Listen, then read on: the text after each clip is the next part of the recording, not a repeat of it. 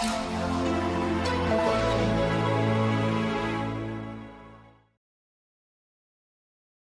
afternoon, everyone. Now, yesterday we had stopped while we were discussing about Napoleon. So, yesterday we were discussing about Napoleon and the factors which facilitated the rise of Napoleon, and also how Napoleon's policy themselves were beset with a number of contradictions. Though he was a strong authoritarian ruler who did protect the French Revolution from a number of outside invasions, he himself undermined some of the very ideals of the French Revolution during the period of his rule. And you see that France was beset with a number of wars during the Napoleonic years, as they are called, from the 1790s till the eventual final overthrow of Napoleon in 1814. And you see the Congress of Vienna happening in 1850. Okay. Now, yesterday talking about the Congress of Vienna, I told you that the main objective with which the Congress of Vienna was formed was to establish stability between states and stability within states. And for both of this, you see, to achieve these overall purposes, the whole idea and the overall objective was to return France back to a pre-1789 and Europe back to a pre-1789 position. And for this, a number of steps were taken inspired by the principles of reinstating the monarchical powers, or those who had the legitimate right to rule, or the principle of legitimacy, right, or the principle of legitimate rule. And the legitimate rule was not one which was elected by the people or gave people any role in the election or in appointing a ruler. Rather, the legitimate rule belonged to those who had a divine right to rule, and that was the monarchy, right? So you see the principle of legitimacy was one of them. The principle of ensuring that France does not become overtly way more powerful than its other neighbors, which allows it to follow an aggressive path towards its neighbors. Or the idea was also to restore the balance of power in Europe and to ensure that France is not overly, or the territorial, military and financial strength of the French Empire is not much more than that of its neighbors. And so the principle of balance of powers. Also, given the fact that in dealing with Napoleon, countries or empires like that of Russia, Austria, etc., had bared the major brunt of the French aggression and played an important role in actually defeating Napoleon. Thus, after the defeat of Napoleon, these victorious powers, which had played a key role in defeating Napoleon, were also to make benefits in terms of acquiring areas which had been so-called liberated by Napoleon. So the principle of rewarding victorious powers. Okay. So all these things we talked about in brief. Now, before we go any further, we actually should see a map, and that will provide us with a better understanding of the Congress of Vienna. And that is a map which compares, I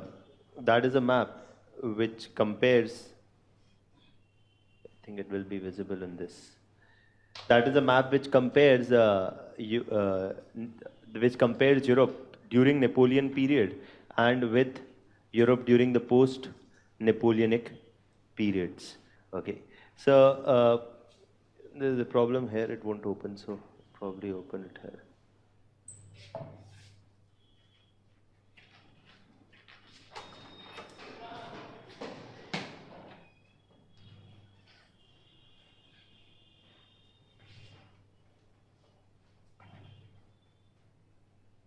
Just a second.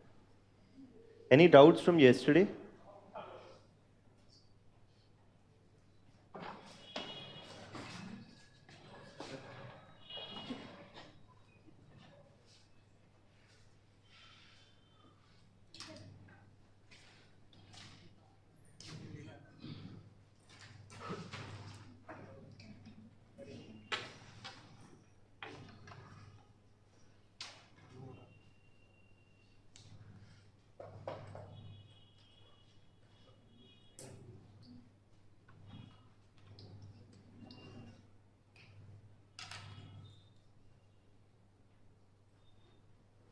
So, I mean, having a look at this map is important primarily because of the reason that what we see in the Congress of Vienna is actually an issue of redistribution of territories which were captured by Napoleon or which was taken away by Napoleon from the monarchies.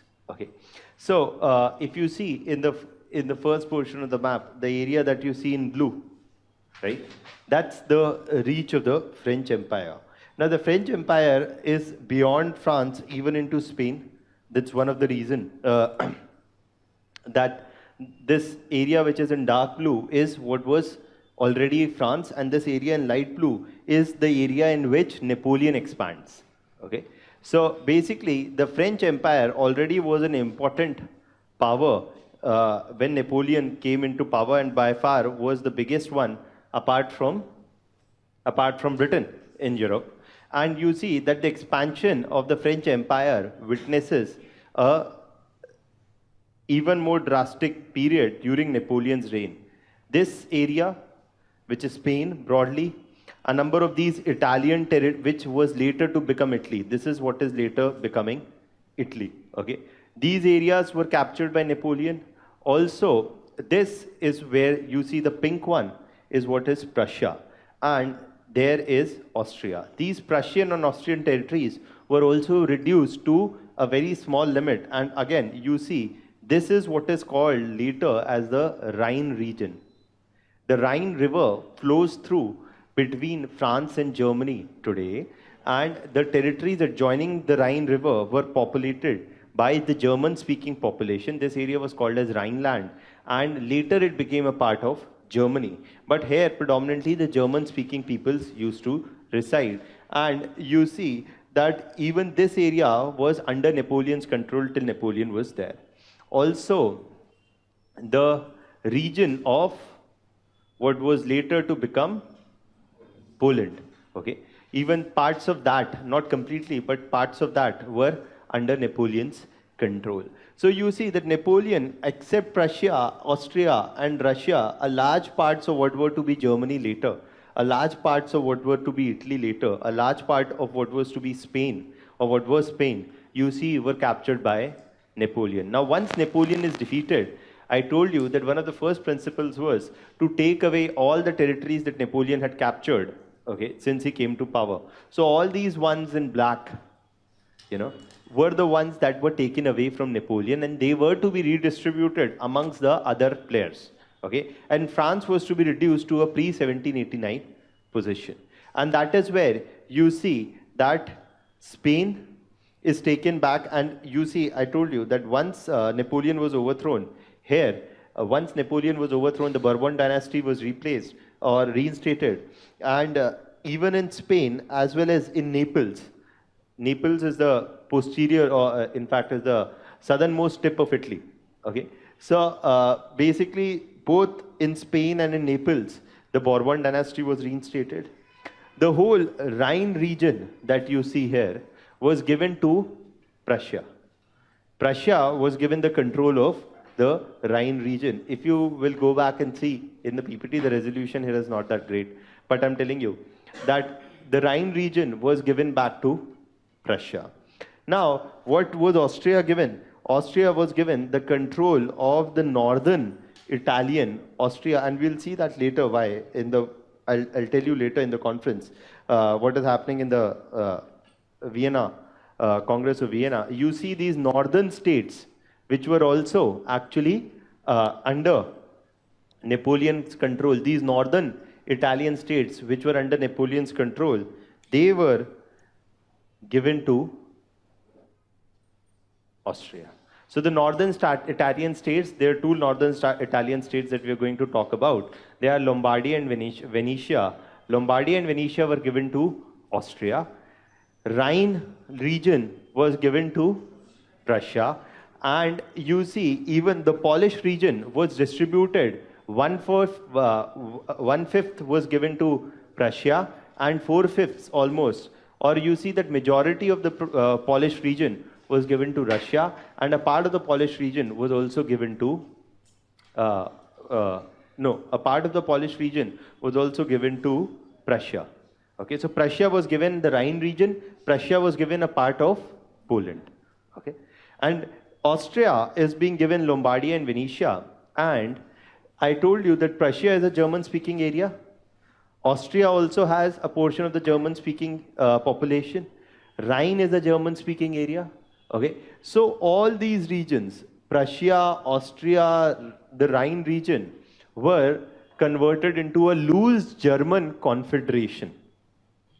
And basically, this German confederation, if you remember, I told you when we were discussing the, the Mughals, also that what is a confederal state? A confederal state is a very, very loose center, right? And not equal power of center in states, but the states have more power. So the confederacy that was sought to be established here of all German-speaking areas together was sought to be established under Austrian leadership. Okay. I'll explain these points later, but I'm just giving you one orientation with the map, so that when we discuss later, you should know which regions we are talking and writing about. Now, what is happening in the Congress of Vienna? What is happening in the Congress of Vienna is that in the Congress of Vienna, the Quadruple Alliance, or basically the four major victorious powers, Vienna, Prussia, Russia, and Austria. These Vienna, Prussia, Russia, Austria, and Britain. These were the four winning powers, and they were the ones to make the most of the Congress of Vienna. And France also was invited to the Congress of Vienna. Now, Metternich, who is the ruler in Austria, he is the crown prince of Austria at this point of time. Metternich is by far the most powerful player amongst in this Congress of Vienna. In fact, Metternich, who is the Austrian prince at this point of time, played an important role in the defeat of Napoleon in the fourth coalition, in the fourth European coalition that we talked about. That was the reason that Austria had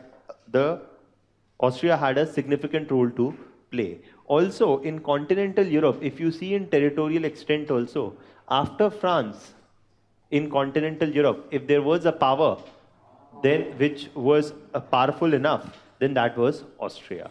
So Austria had a very important role in these negotiations and in the framing of terms of these negotiations. Okay, and you see that right from the first European coalition, Austria was trying to overthrow, the Republic or the French Revolution, right? Or the leaders of the French Revolution. Now, what does Austria? Firstly, the first aim is to, reinstate monarchies. And so monarchies are reinstated everywhere. We'll see that in France, in Spain, as well as in Naples and Sicily, the Bourbon dynasty is reinstated. In Rome, Rome was a city-state which was under the Pope. And this is what was the seat of the Holy Roman Empire, as it was called. And the rule of the church was abolished in Rome by Napoleon. Okay, and this was reinstated by this Congress of Vienna. Okay. Also, wherever Napoleon had tried to upstage the monarchies, they were reinstated. For example, north of France are two small regions. One is Belgium, and other is Holland. Okay, so in Holland, Belgium and Holland, basically we'll see that in Holland there were the erstwhile monarchy in Holland was the House of Orange, and the House of Orange was again overthrown by Napoleon, which was reinstated by the Congress of Vienna. So we, from an examination point of view, need to know only a few examples. We don't need to know that which all princely states were removed by Napoleon and which all were reinstated. Just the more prominent ones we need to remember. Now, another aim of the Congress of Vienna was also to actually prevent the rise of nationalistic impulses.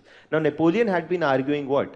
That all linguistically common people should actually come together to form one state. But that was not the desire of Austria or Prussia, because Austria, for example, at this point of time, was a multilinguistic and a multiracial empire. It was not an empire which just had one people belonging to one race or speaking one common language. Austria, for example, had the German-speaking population. It also had a number of other Serbian as well as Bosnians and people of different races as well as different language, who spoke a different language were a part of Austria. So Austria was not a single linguistic state. I mean, that is why I told you, even if you would remember, the Europeans could never understand, the way European states were organized since 1800s. It was organized on the idea that one state would have one common language. Okay, and that is why dealing with the imagination of a country like India, which was a multilinguistic, multiracial, multi-religious society, was very different for Europe.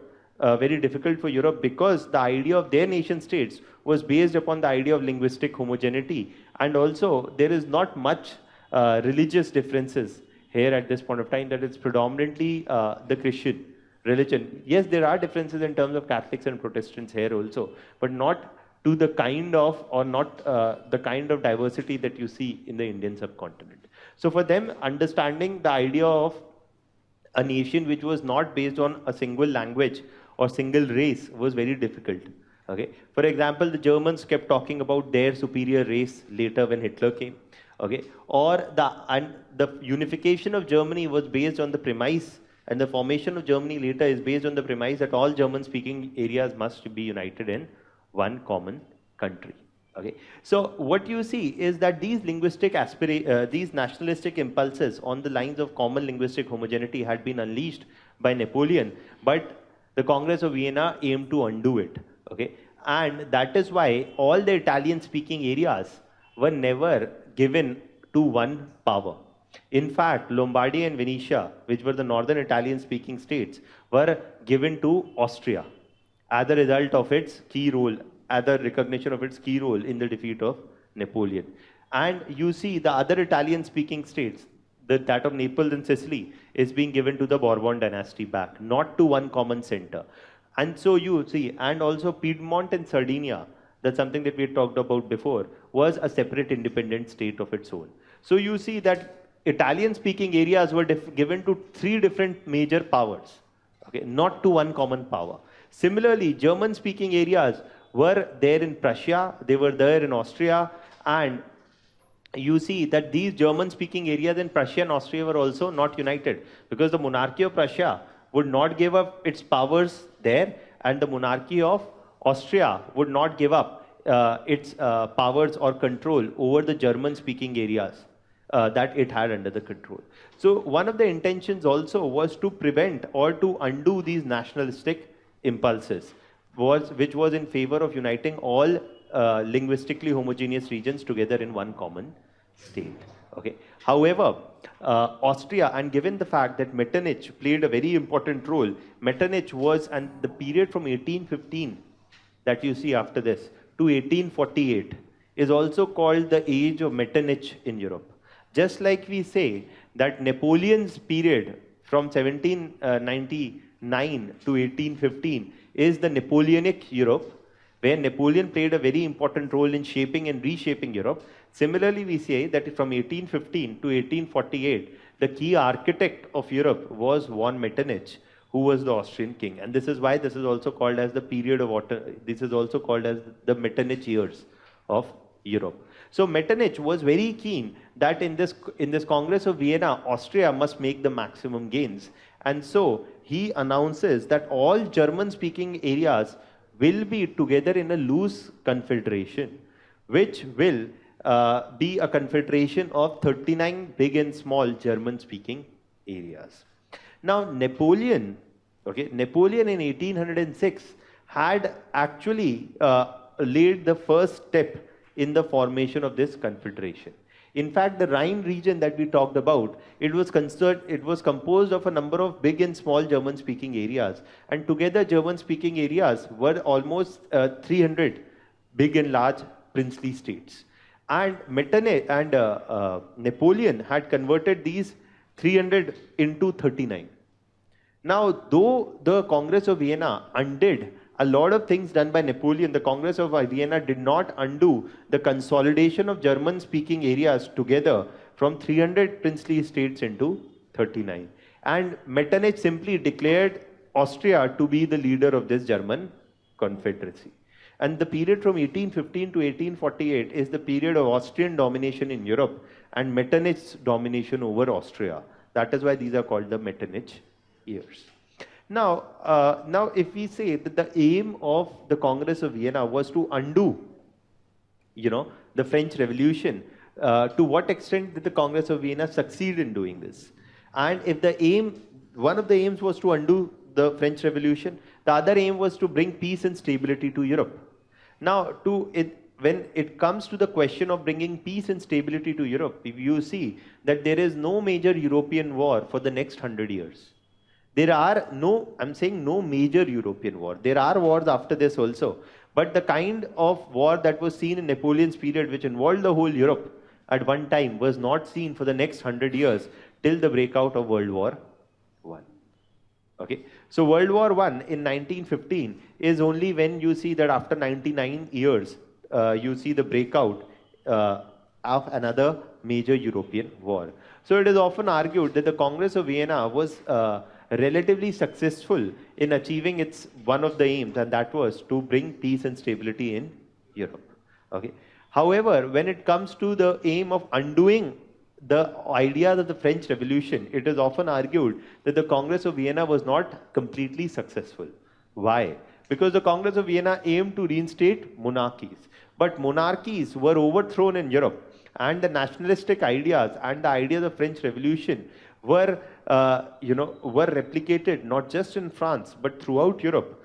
When you see that after 1815, in 1848, there is a popular revolution in Austria, which overthrew the Austrian king, Metternich. Metternich, who was the architect of the Congress of Vienna to reinstate monarchies across Europe, himself was overthrown almost roughly 30 years later with a popular uprising in Austria, which overthrew him in 1848. And Austria went in the direction away from that Metternich had wished for Austria as well as Europe. So even the main architect of the Congress of Vienna was overthrown roughly 3 decades later. Okay. But if that was the aim, also France, you see, also underwent a number of revolutions from time to time, where the Bourbon dynasty was overthrown in 1830. And you see that once the Bourbon dynasty was overthrown, the rule of Napoleon's descendants was reinstated. So that is why we say that France kept alternating between the Bourbon dynasty and the Napoleonic rule from 1815 onwards till 1871. In 1830, you see, and then in 1848, you again see there is another popular rebellion. At the time when the popular rebellion broke out in Austria, the same time a popular rebellion also broke out in France. Similarly, in 1871, another popular rebellion broke out in France, which ultimately saw the overthrow of Napoleon III. Okay, Napoleon I, II, and finally there comes Napoleon III. And finally Napoleon III is overthrown in 1871, and finally France also becomes a republic. So you see that France is becoming a republic, and the ideas that were unleashed during the period of Napoleon finally result in the overthrow of monarchy in France also. Metternich was overthrown in Austria. And you also see that the aim of the Congress of Vienna was to prevent this emergence of nationalistic impulses on the lines of linguistic homogeneity. And even this could not be prevented by the Congress of Vienna, because in 1871, you see the unification of all German-speaking areas led by Prussia, and you see Germany is formed in 1871. Similarly, the unification of all Italian-speaking areas was also pursued by Piedmont and Sardinia, and you see that even Italy is formed as a new and a fresh state in 1870-71. So you see the formation of Germany, the formation of Italy, the overthrow of Metternich, and the overthrow of the Napoleon III in France were all a reflection that the Congress of Vienna could not completely undo the ideas of the French Revolution. So that is why, I mean, if you see in history, it is often that is why in history it is often argued that once ideas also have a life of their own, and once unleashed, it is not very simple, or it's not possible to simply revert back these ideas to as if they never happened. Okay, so ideas have also a life of their own is often argued, and one of these examples is these ideas of the French Revolution. Though there was a concerted attempt across Europe to undo these ideas of the French Revolution.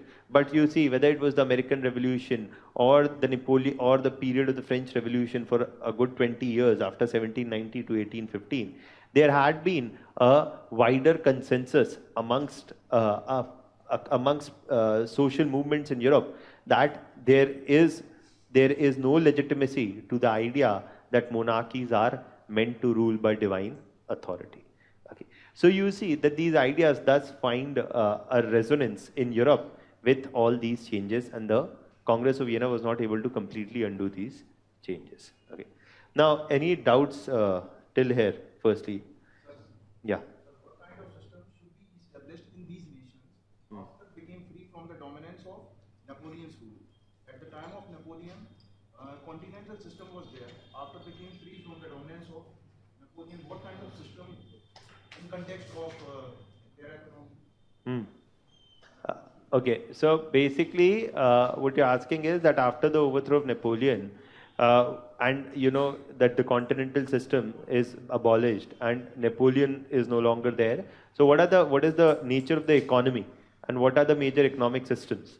So one of the things that we see is that after Napoleon is overthrown, and the continental system obviously is already abolished, you see that Britain again is, playing, is again one of the most powerful economies in Europe.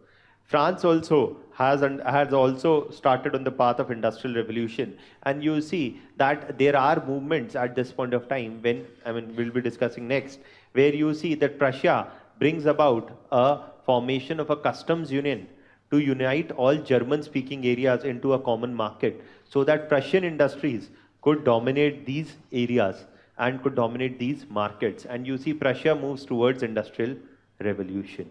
So Prussia also moves towards industrial revolution after France, and that is also something which is happening after this. And you see that slowly most of the European countries move towards industrial revolution, the last of which was Russia, which is moving towards industrial revolution only in 1900.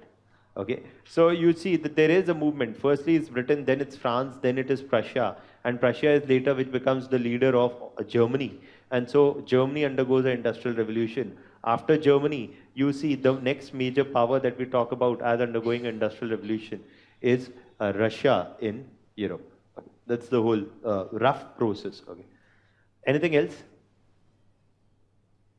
Okay, let's first write down then about the Congress of Vienna.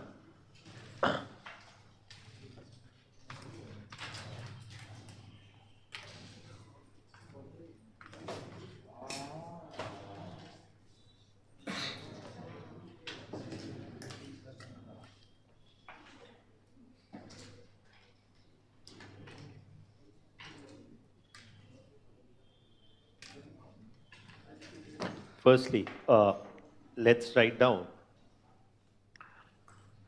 the objectives. Oh, sorry.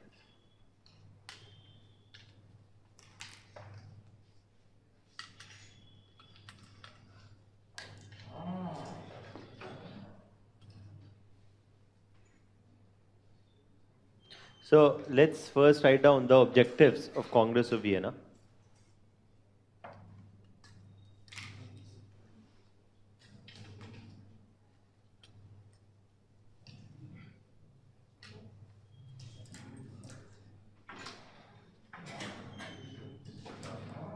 In terms of objectives of Congress of Vienna, the first objective was to undo the changes introduced by Napoleon during his rule,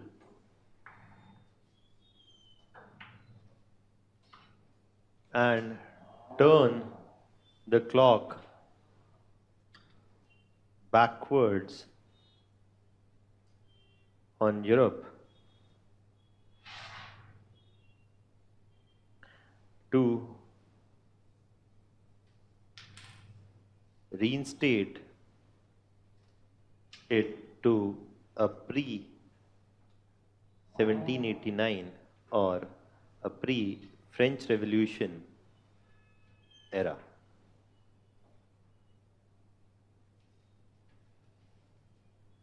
The second objective was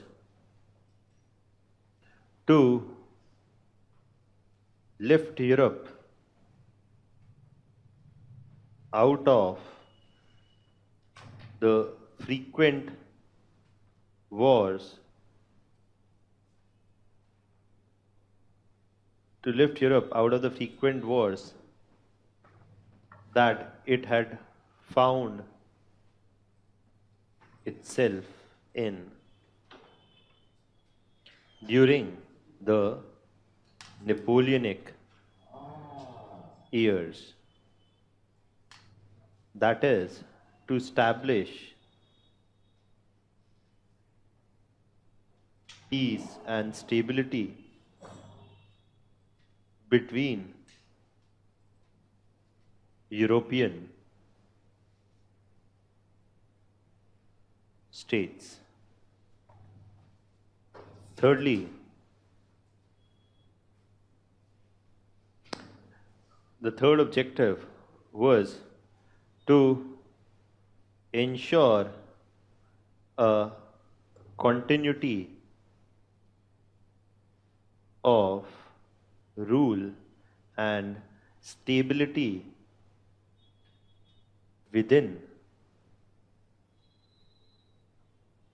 states and overcome the instability induced by overthrow of monarchies across Europe. And the fourth objective was to undo the nationalistic impulses of uniting, to undo the nationalistic impulses of uniting all the German speaking, all German speaking or Italian speaking areas into a common, into separate nations unleashed during the Napoleonic period. All these were the objectives.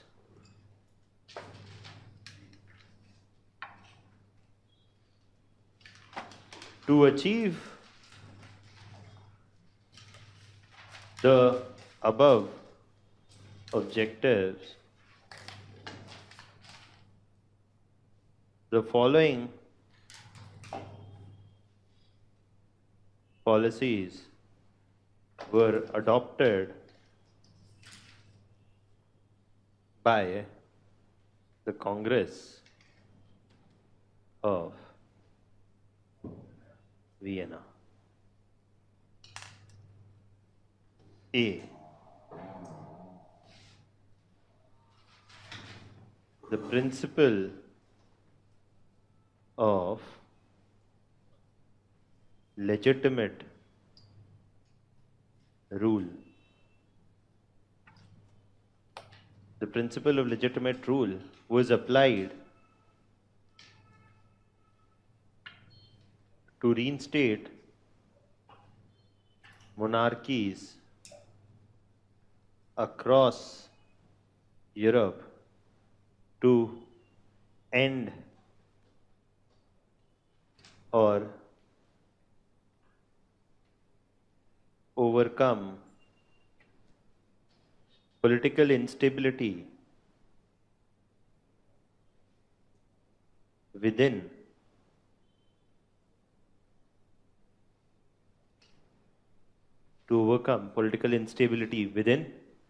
states. For example,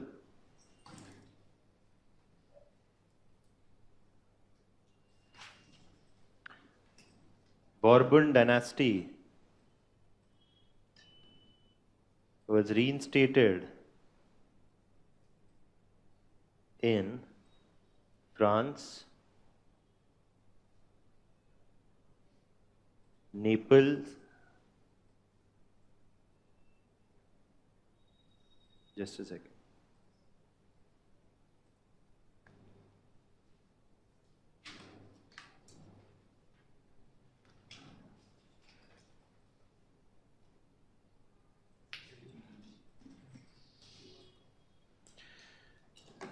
The Bourbon dynasty was reinstated in France, Naples, and Spain. The Holy Roman Empire was reinstated in Rome. The House of Orange.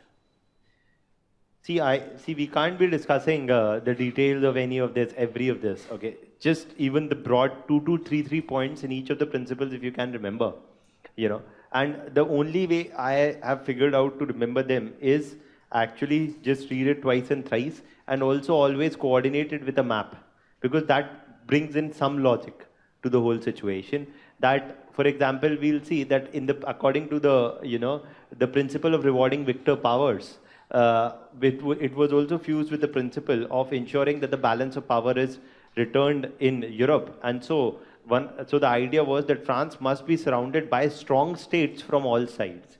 Meaning, for example, Prussia must be given territories adjacent to France. And Rhine region is the region between France and Prussia. So Rhine region thus was given to France, Prussia. Rhine region was thus given to Prussia, so that there is a strong state in the north of France, and that is Prussia. Similarly, Belgium and Holland are also being united at this point of time. Why? Because Belgium and Holland are also in the north of France. So you see that, for example, if France is here, then one strong state here was to be Prussia. The other strong state was already here. That was Austria.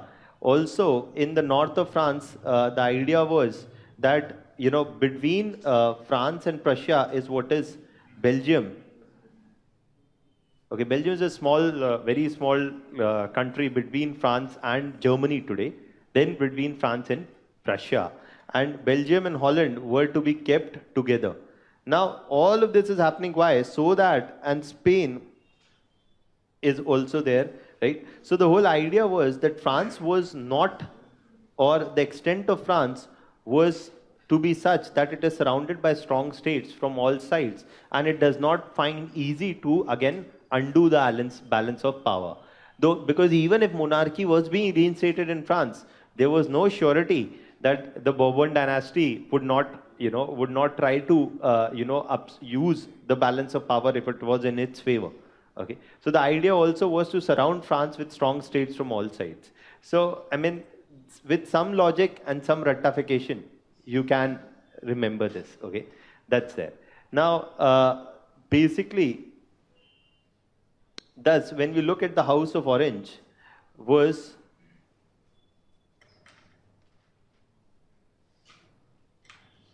reinstated in Holland. These, uh, these were the principles of legitimate rule on the basis of which monarchies were reinstated. The second was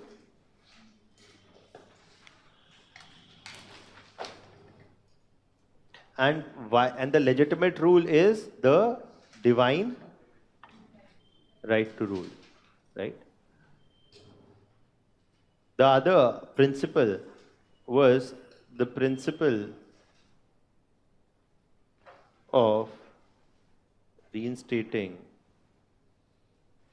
the balance of power in Europe, according to which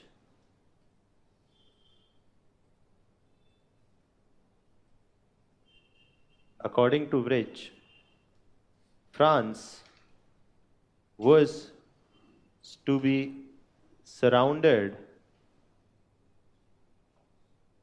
by strong states from all sides, which was likely to decrease the chances of a future French aggression against its neighbors.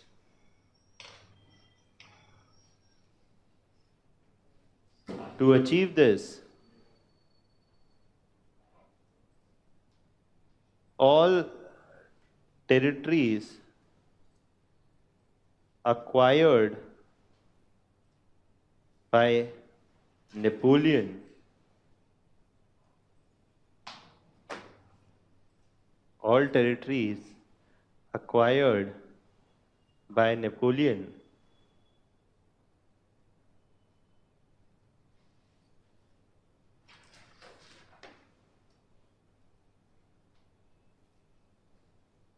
were all territories acquired by Napoleon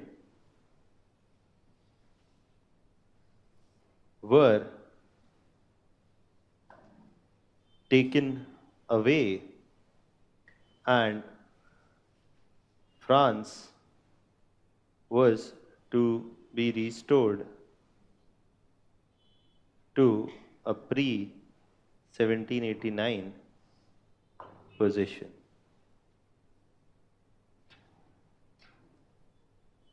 Example, the Rhine region was handed over to Russia.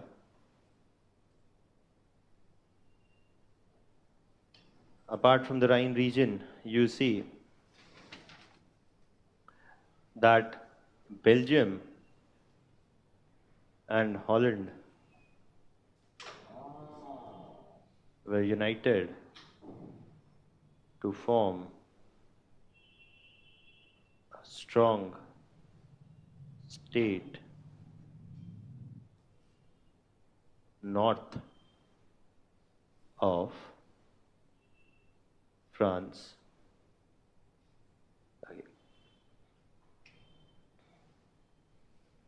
The third principle was the principle of rewarding victorious powers. And the principle of rewarding victorious powers saw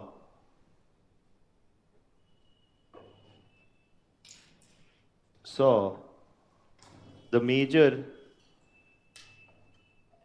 players in the defeat of Napoleon staking a claim over a number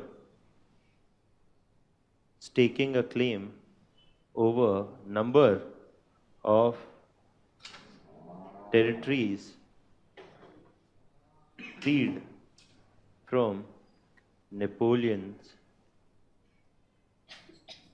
rule. For example, Austria was declared the leader of the German Confederacy of 39 states.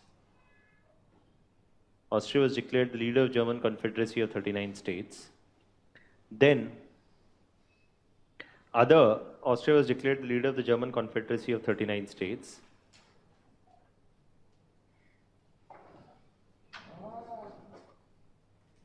Also, for example, you see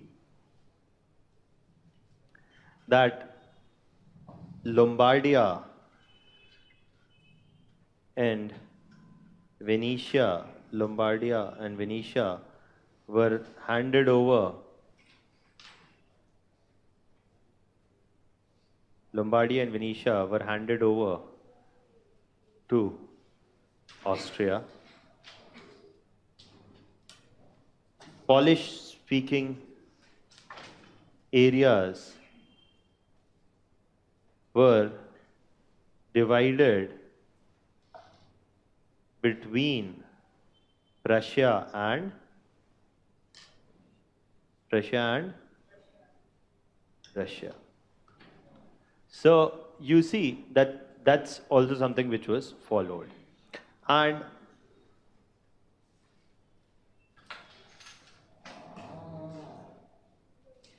finally, we talk about the impact. Russia, right? Now, finally, we talk about the impact. And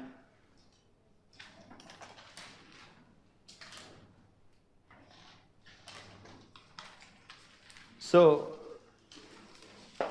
again, in terms of impact, we say that the aim of restoring peace to Europe was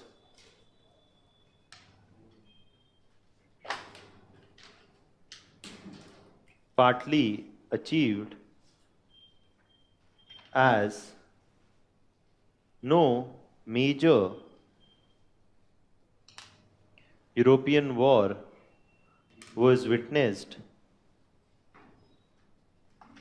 for the next 99 years until the breakout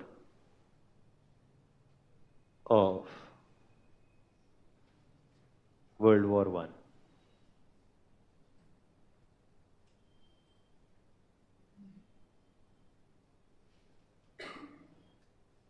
However, other objectives of the Congress of Vienna could not be achieved. For example, the revolution of 1848 in Austria overthrew von Metternich.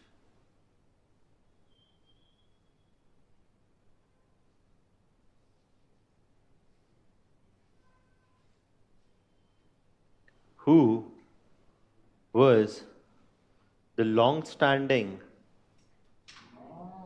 monarch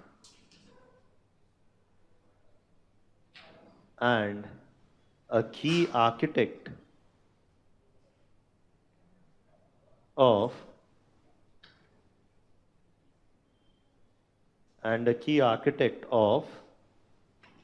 the Congress of Vienna.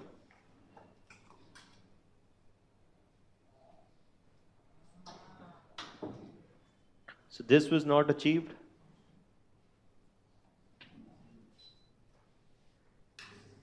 Then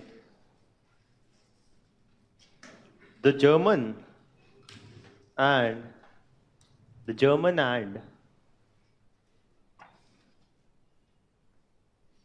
Italian nationalist impulses finally culminated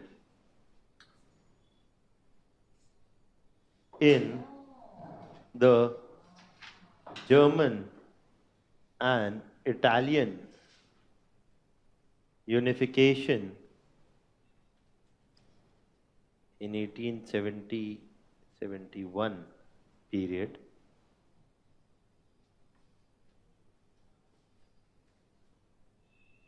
The monarchy in France was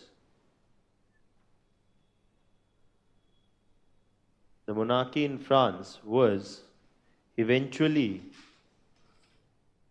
overthrown and a republic was established in 1871.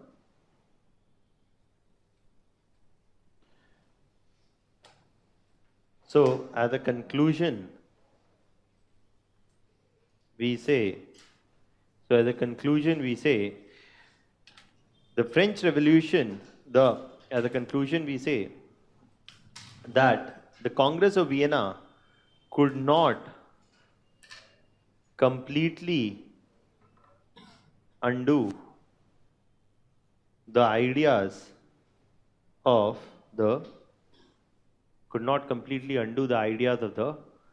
French Revolution unleashed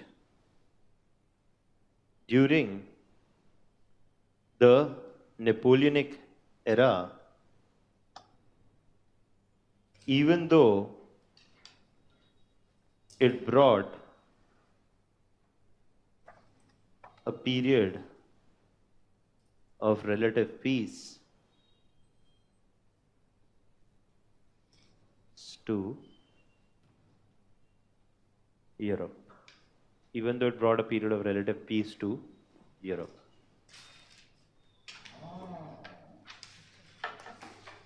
Clear? So, yeah. Any doubts still here? Okay. Then the next topic, finally, French Revolution is complete. The next topic that we're talking about is the German unification. And German unification is an important topic because of the role of Bismarck in it. So, just like Bismarck is considered one of the strongest leaders during the 1800s, okay?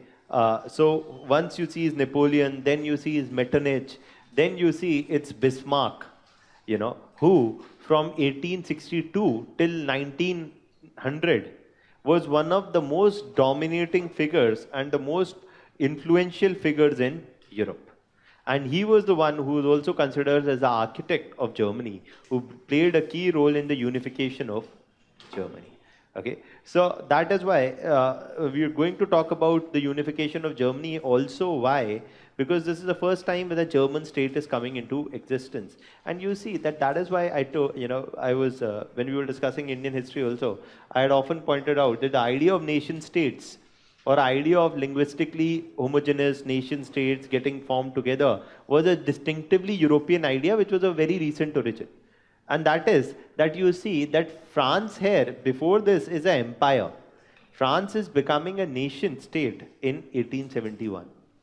Okay, Britain also, so apart from France, you for example see Germany, you example see Italy, you example see Russia. All of these are moving over from being empires. And when Russia was an empire, it had again a variety of different races and linguistic groups within it. But when it became a state, it was predominantly Russia was predominantly the one which was to be composed of Russian speaking people, though the Soviet Union had different linguistic and racial groups also within it. So you see that European nationalism was relatively monolinguistic, monoracial, and monoreligious in nature. Okay, and that's something that is being witnessed during the 1800s. Yeah. Rhineland was German. Huh. So it was given to Russia. Huh. And the 99 states that you were talking about was given to Austria. Okay. So yeah, that's a valid question, and we'll probably coming to it in a while when we talk about German unification. That I told you, Rhineland is given to Prussia, and 39 German-speaking states are being formed in a loose confederacy under the leadership of Austria. Now, these 39 states also includes Prussia, also includes other areas also, and we'll see a German map where we'll see that all German-speaking areas together, including Prussia, were made a part of this loose confederacy. Okay, so we'll talk about Prussia-Austria relations also in a while. Okay, there we'll see all of that. Now, we say that from your examination point of view, what is important is the unification of Germany, the stages in unification of Germany, and the wars in unification of Germany, and the role of Bismarck and Bismarck's policy in unification of Germany. So what we are going to do is, firstly, we are going to look at initial attempts to unify Germany and the events that went into the unification of Germany, and then we're going to talk about Bismarck's policies.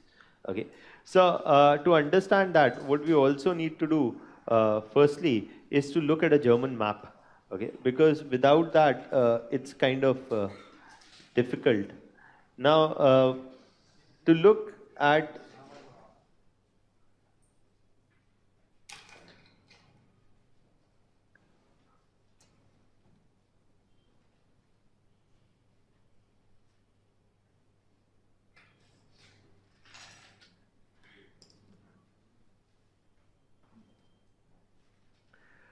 at a German map, firstly, what we need to understand that, okay, first a brief background, even before we look at the map. Okay, so forget the map for a second, just first understand this first, that when we look at, okay, when we look at this whole period, you see one of the things to understand actually is that there were German-speaking populations in Prussia. This is France, this is Prussia, this is Austria. We say actually that the whole German-speaking areas were together 39 states. Okay, they were before Napoleon there were 300 big and large, but after Napoleon there were 39. And these 39 areas were distributed in such a manner that a major German-speaking population was in Prussia. In North Austria, also there was a good amount of German-speaking population. Also, there were German-speaking areas here, okay, in the Rhine region, okay, and these German-speaking areas were there in the Rhine region. And apart from the Rhine region also, I mean, for example, you see that this is what is the Rhine region. Okay, but even apart from the Rhine region, there were other German-speaking areas in the north. Okay, and there were also German-speaking areas in south, which was not a part of Austria. So apart from these French and Austrian regions, you see that there were northern Germanic states, there were southern Germanic states, then there was German-speaking population in Prussia as well as in Austria. Now, why we are saying this is that northern Germanic states were united first, then southern Germanic states. And one of the things also which has to be understood is that these areas were never united together into one common area. into one common political unit before. Also, what is to be understood that when we talk about unification of Germany, in 1815, the monarchs in Prussia nor in Austria were very keen on a unification of all German-speaking areas, because one of the constant things that also was there after 1815 was that it is the period of the age of Metternich in Europe, and the age of Metternich in Europe meant, and these all areas, you know, the northern, the southern, and Prussia and Austria, forget France, all these areas are actually a part of the German Confederation. These are all the part of a German Confederation. So in 1815, the leader of the German Confederation, though it is a very loose confederation, the leader of the German Confederation is Austria. And it is clear that if at all these German areas were to be united together, it would be united under the leadership of Austria. Okay, and under the leadership of Metternich. But Metternich was not at all keen in this, because that would mean, you know, subduing Prussia, that would mean another war, and there was no urge that, you know, Metternich felt for uniting all German-speaking areas. And another reason why he did not feel any urge for uniting German-speaking areas is because Austria was not only composed of German-speaking population. Okay, so Austria had other racial as well as linguistically diverse populations apart from German-speaking population. So one of the reasons, because of these reasons, Austria was never keen on pursuing a unification of Germany. And Prussia was, though strong, Austria was way more stronger than Prussia in terms of military might at this point of time. And so the possibility,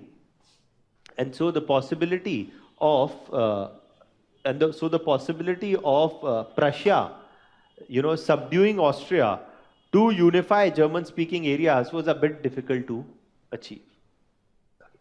However, you see that given the fact that without Austria's support, a unification was not possible, and Austria was powerful, more powerful than Prussia, Prussia could not lead a unification process of Germany at this point of time. Also, what it was important who was going to lead the process, because they are going to dominate Germany if and when it is formed. Okay, so if Austria was to lead the unification process, Austria was to dominate Germany. If Prussia was to lead the unification process, it was to dominate Germany. Now, it is in this process that you see that 1819 onwards, or merely 4 years later, you see an attempt is started in Prussia. And the attempt in Prussia was to form a customs union of all German-speaking areas. A customs union of all German-speaking areas was to be formed. And why was this customs union to be formed? What is a custom? You've studied economy, right? A customs union is what? It would have no internal tariffs. It would allow a free movement of goods, right? So a customs union was sought by Prussia because Prussia intended to move towards the Industrial Revolution. The Rhine region was also under its control. The Rhine region was also rich in minerals. Okay, and Prussia was keen to start and embark on an industrial revolution. But again, industrial revolution also needed the availability of a market. But Britain and France were already on the way of the industrial revolution and capturing the European market. So it was going to be a tough battle for Prussian industries to find a place for themselves. And that is why the understanding was that something had to be done to give Prussia a preferential market in some areas of Europe. And so the idea of customs union was devised, where Prussia was to approach all German-speaking areas to come together in a common customs union. Okay, so customs union is also said is that it is a kind of which allows a free movement of goods, meaning no internal tariffs, meaning a preference to goods produced within the region and who were also member of that customs union. So that was to basically lower the internal tariffs, and basically it would allow a preferential access to Prussian-speaking goods, to Prussian industries within all German-speaking areas, right? That is the whole idea of a customs union, right? And this was to prevent the competition from Britain and France. Now, this is what is being pursued from 1919 onwards, and by 1934, 34 big and small German-speaking areas were united together into a common customs union, which is called as Zollverein, not Wolverine. Okay. So basically, this all German-speaking areas except Austria. Austria is not a part of this economic union. Austria refused to be a part of this economic union because it was unlikely to be a part of a customs union which was to be under the leadership of Prussia. Given the fact that Austria considered itself to be a leader of Europe at this point of time and also of the German-speaking people, right? So that's the reason why Austria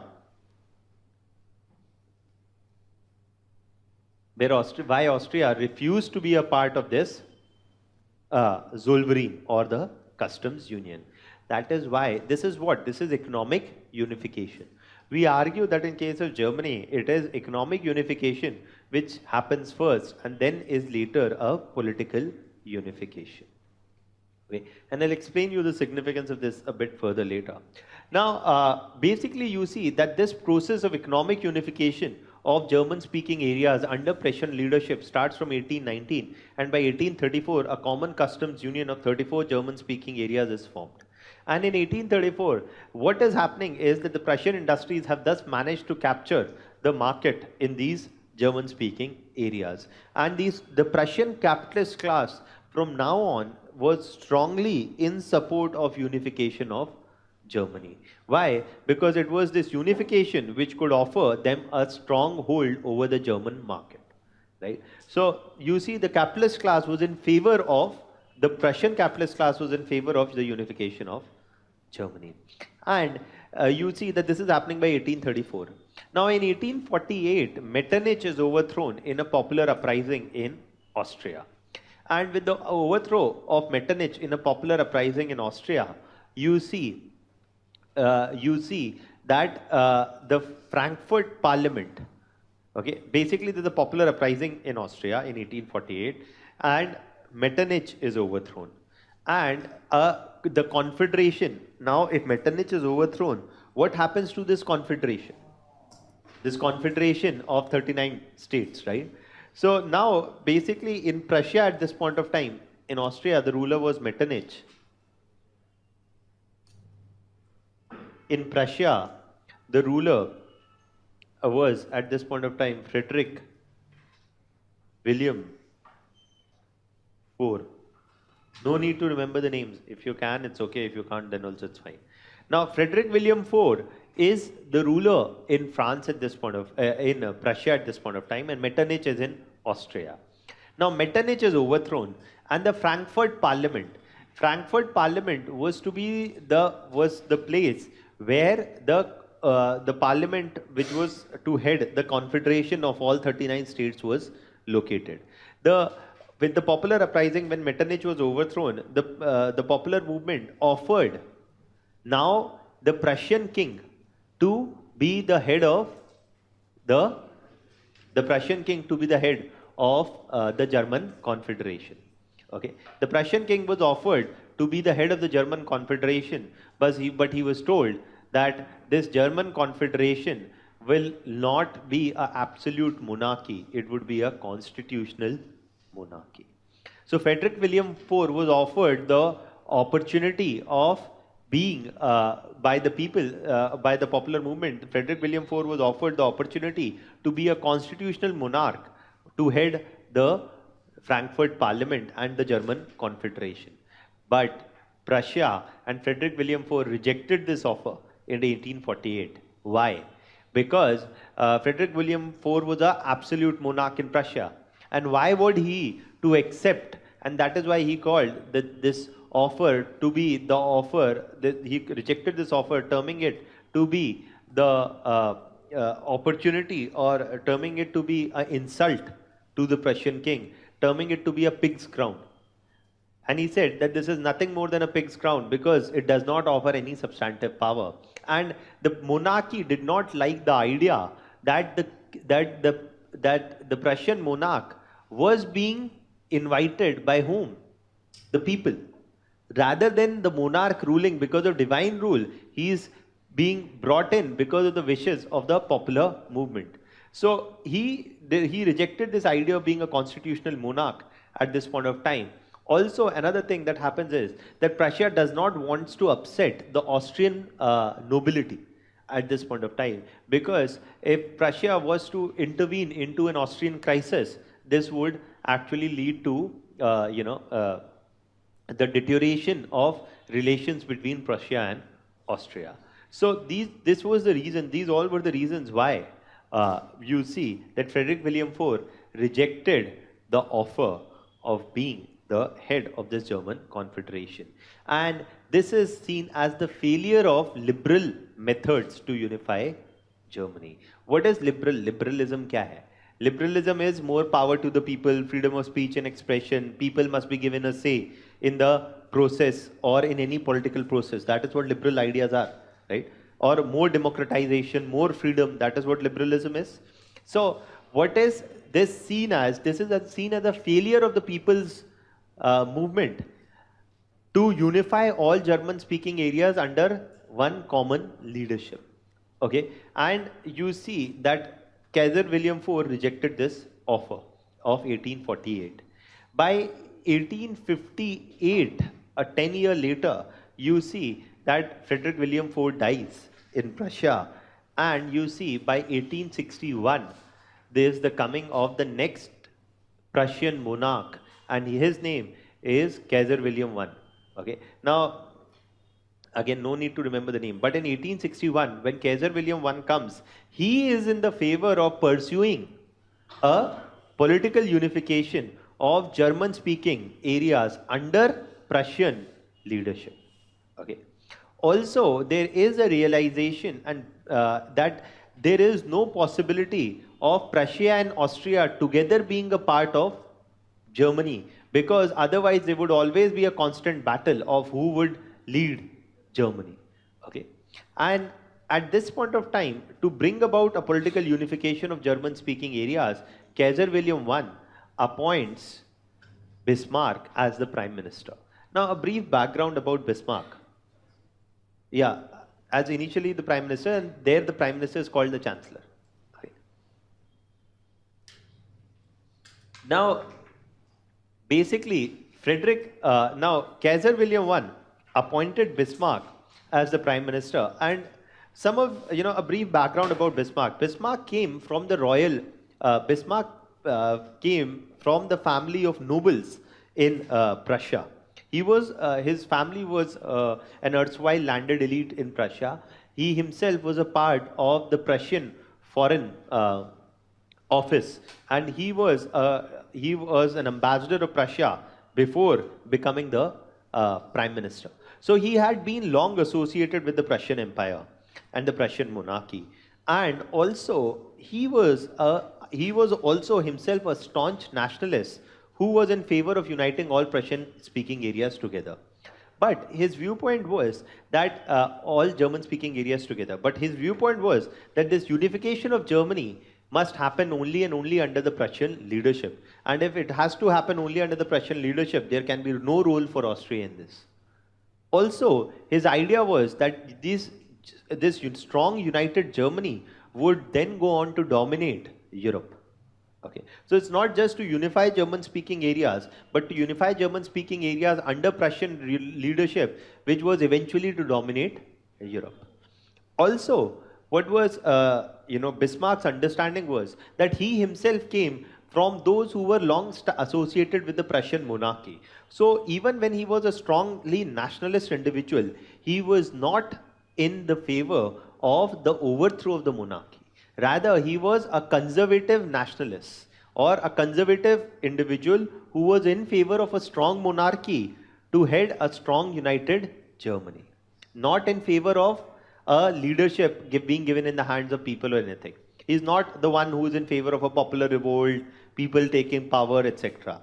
And he saw the failure of the Frankfurt Parliament in 1848 to unite all German-speaking areas as a reflection of the fact that liberal efforts cannot solve the major questions of the day. For example, what are the liberal methods? The process of deliberation, the process of giving people more power in the say, etc., will not actually solve the major important struggles of the day. Rather, the unification of German-speaking areas cannot happen merely by talks, by negotiations, etc. It will happen only and only with the use of force. Or only and only the use of force can unify all German-speaking areas together under a Prussian leadership. So, for example, if we look at solving the Kashmir question, if there is a section there is a viewpoint which says that one should deliberate more with the separatists, with different political factions in Kashmir, and through peace, through deliberations with the Kashmiri separatists or the militant groups or with Pakistan, the question of Kashmir can be solved. Those will be called as liberal efforts. Okay? But if somebody says that no, it is not these talks which are going to resolve the Kashmir question, it is predominantly the use of force with which we can be resolved, then that is a different viewpoint. So you see, they are contesting viewpoints on how a problem can be solved. So the failure of the Frankfurt Parliament was in 1848 to unite German-speaking areas was seen by Bismarck as a reflection of the fact that some unification of Germany is not going to happen in a peaceful manner, where mainly by talks, all German-speaking areas will be united under the leadership of Prussia. Because he said, even if there is a possibility of unification of German-speaking areas, then Austria will always try to dominate it. So he's saying that it's not going to be settled without the use of force. And so Bismarck argued that the most important questions of the day are not solved by deliberations and talks, but only by the use of force or the use of policy of blood and iron.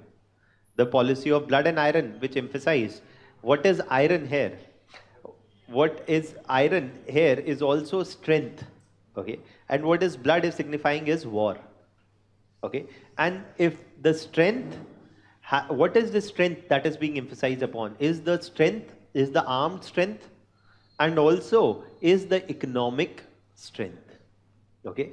That one of the things that Bismarck does from 1862 when he's appointed as the Prime Minister, that he's in a reflection of this policy of blood and iron, he starts increasing the military expenditure on the Prussian army.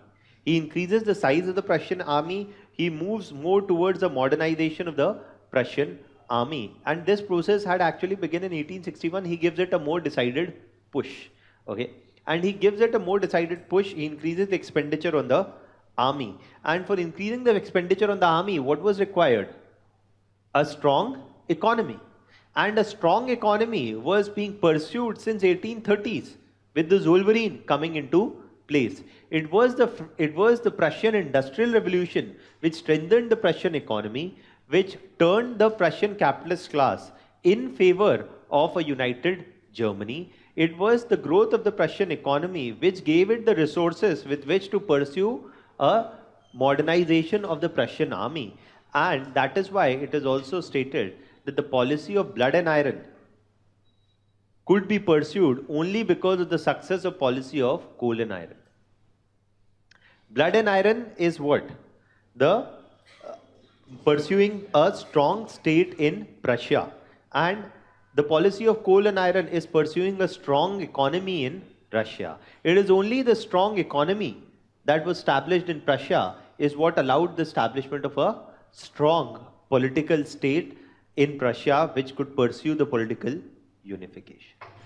So that is why you see that Zollverein, and that is why it is, there can be also be a question like this in your mains examination, where it can be asked that the policy of blood and iron could succeed only because of the success of the policy of coal and iron. Discuss. Or another question can be in a similar way, that how did the formation of Zollverein impact the unification of Germany? Okay, so these questions can be formed. Okay, now before we discuss exactly what happens in the unification process, that we'll talk about, but let's first write down this much. Any doubt still here, firstly? 34. Austria was not a part of it, and some other smaller southern German speaking states, southern Germanic states was also not a part of this. But predominantly Austria, the bigger one, the big one, was not a part of this Solbri. Pardon? No, no, I'm saying German-speaking areas. I'm saying Persia is what? Persia is Iran, right? Persia has got nothing to do with this. When we say the German Confederation, in the German Confederation, out of the 39, 34 were a part of this. Okay, the one of the biggest ones, that was Austria, was not a part of this. हाँ.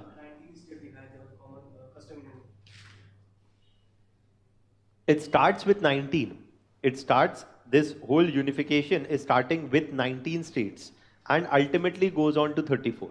Slowly and slowly they keep on expanding. It starts with 19 states initially to expand to even 34 at a later stage by 1934. Okay. Now, so let's first write down this much and then we'll take forward. Any other doubts still here? Okay.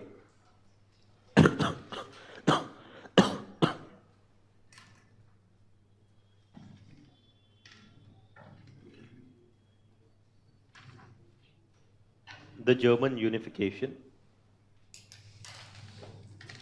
You can write down one or two questions also first. Discuss the impact of formation of Zollverein in 1834 upon the unification process of Germany. Similar question can be,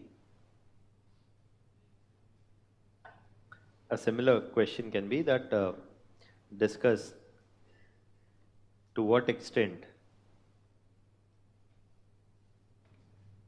the policy of coal and iron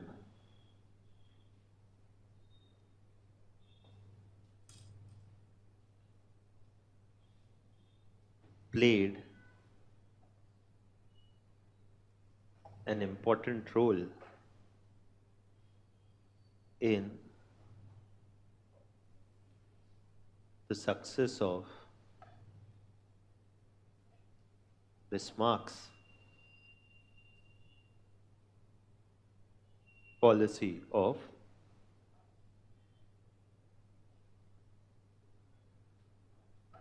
blood and iron.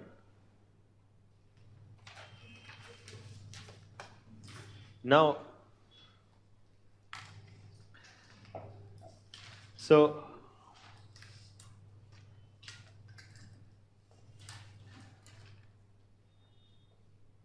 let's, this is the timeline. Firstly, for the process of German unification from 1819 till 1871. Now, 1819 onwards, an attempt was initiated by Prussia to bring together all German-speaking states into a common customs union.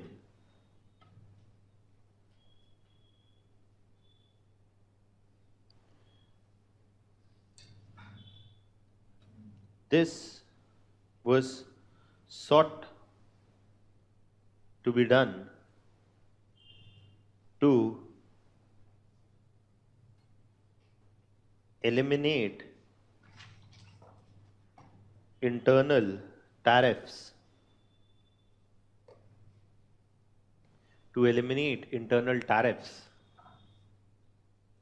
between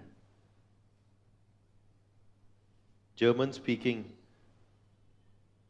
areas and give a preferential market access to Prussian goods, to Prussian industries, allowing them to compete, allowing them to compete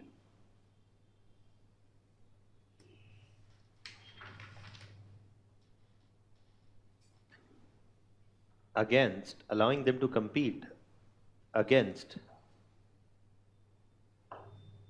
the more developed British and French industries.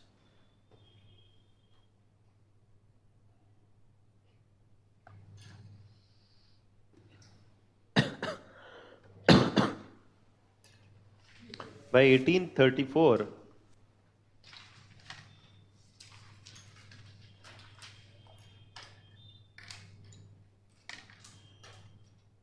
a customs union called Zollverein was established under Prussian leadership.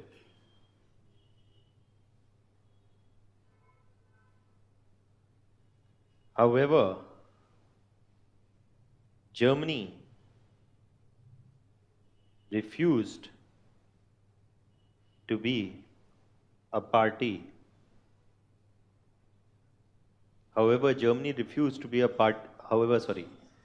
Austria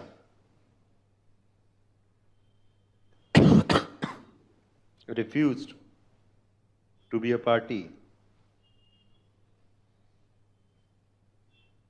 to this customs union. This resulted in the economic fate of smaller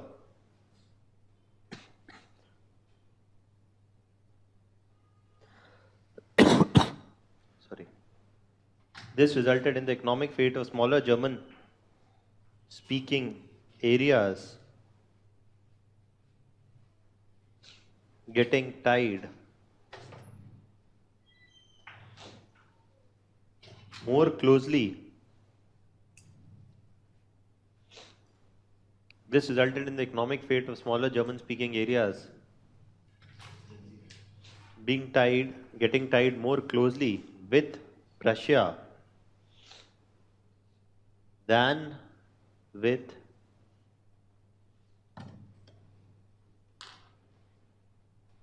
Austria. This is also, one can also say that this is the first impact of Zollverein. The second impact of Zollverein also was it allowed the Prussian industries to capture the German-speaking market and thus enabled the rise of the Prussian economy.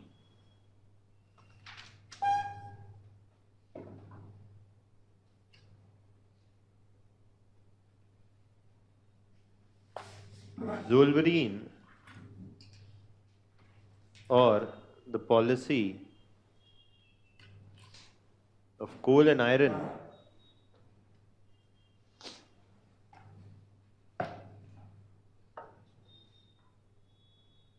on the one hand,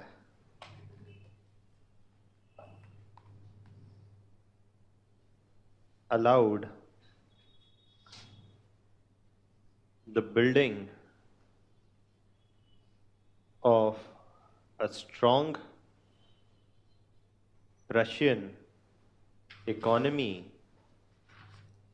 which was to later finance the expansion of the Prussian army under Bismarck's rule.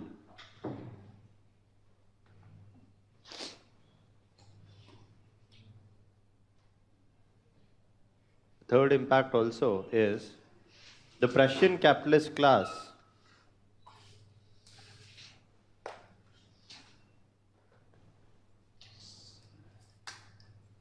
strongly supported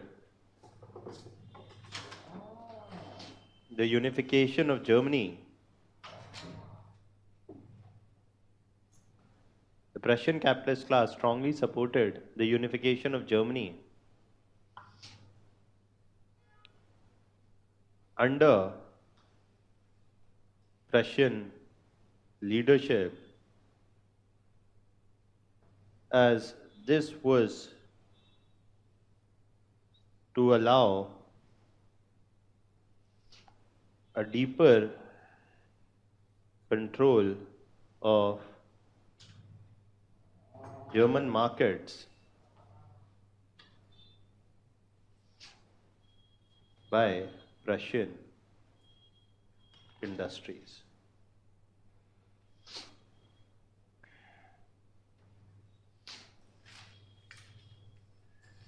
That's there. Now, in 1848, Metternich, in 1848,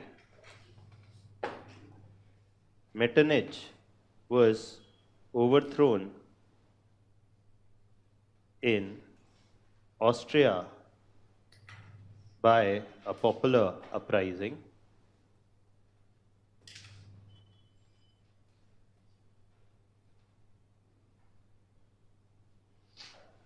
Metternich was overthrown in Austria by a popular uprising,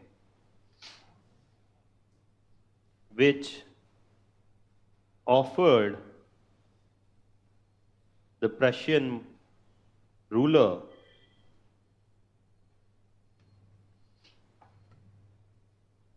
Frederick William IV to lead the constitutional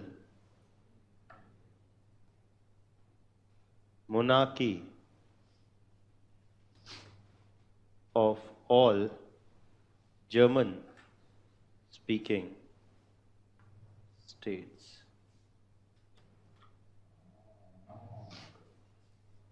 However, this offer was rejected by Russia, given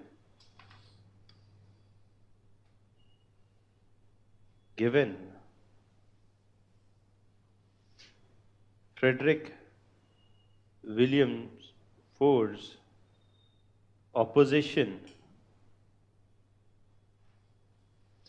to the idea of a constitutional monarchy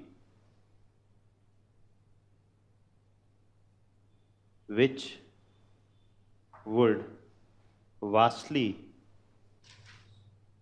limit his powers.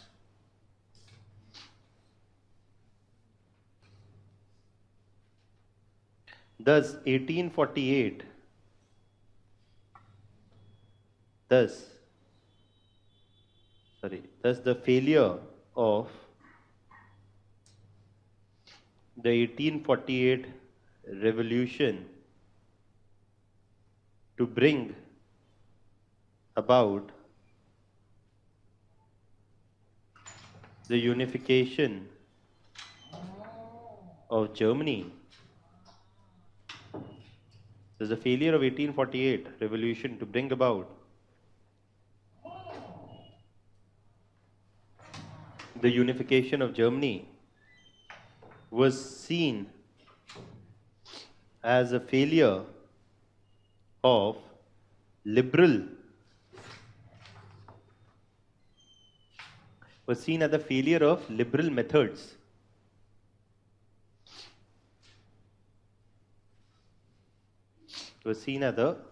of liberal methods to achieve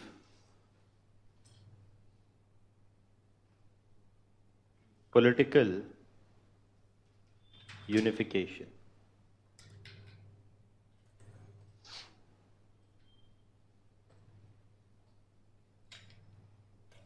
(1861) is when you see that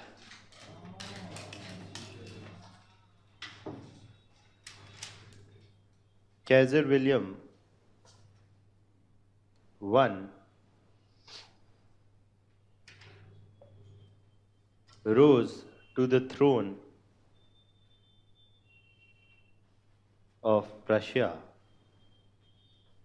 He supported the idea of political unification of Germany under Russian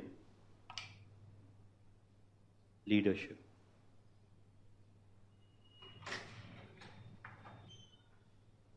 Under Prussian leadership. Okay, now, so basically, then we talked about how Bismarck is actually in favor of, also, he's being brought in with this whole purpose, that Bismarck is brought in with the purpose that he must oversee and he must bring about the unification of Germany, which is also in line with Kaiser William I's aim. And Bismarck also is strongly supportive of this idea. So the first thing that Bismarck starts to do is he started increasing the expenditure on the German army. And, and why was an expenditure on the German army was to be increased, if at all unification of Germany was to be pursued? Because Prussia and Bismarck were of the opinion that any unification of Germany under Prussian leadership is something that is most likely to result in a war between Prussia and its neighbors. Because if Prussia is to unite northern Germanic states, southern Germanic states, all of them together under the Prussian leadership, then obviously Austria is not going to simply sit by through it. And the rise of a strong state in the neighbor of France, Austria, Russia, in the form of a strong Germany, is not something that the leaders of France, Austria, as well as Russia are silently going to sit by and watch. They are also going to try and probably not see any change in the balance of power, right? So not everybody is going to sit peacefully through the rise of Germany under Prussian leadership.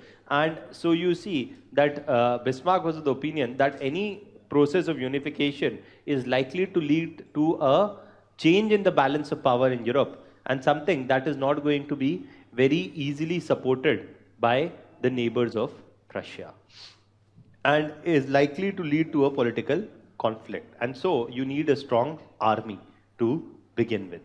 Now, that is the reason why you see the unification of Germany is actually happening through a series of 3 wars that Bismarck pursues. The first war is pursued in 1862, after Bismarck comes in 1862. The first war is pursued in 1863, the next in 1866, and the next in 1871. Okay. Now, these wars are being pursued for three different regions. One war is pursued for northern Germanic states, the other war is pursued for southern Germanic states, and another war is pursued primarily for the northernmost German-speaking areas of Schleswig and Holstein. Now, let's first see the map, then it will become actually clear that if you see this map, what you will see that in this map, if you see these areas of Schleswig and Holstein at the top, these were the northernmost German-speaking areas, okay? And these Schleswig and Holstein had been given to Schleswig and Holstein had been handed over to Denmark by the Congress of Vienna. Okay, so the Congress of Vienna, apart from other things, also, where it was redistributing territories, Schleswig and Holstein were handed over to Denmark, not as territories, but as protectorates, or as one whose administration was to be overseen by Denmark. So, Schleswig and Holstein were actually given and were under the loose control of Denmark at this point of time.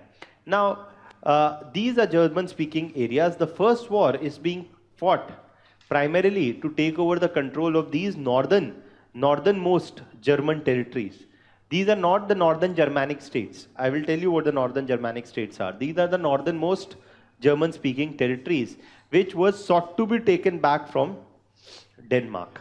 Okay, and this is what led to the first war.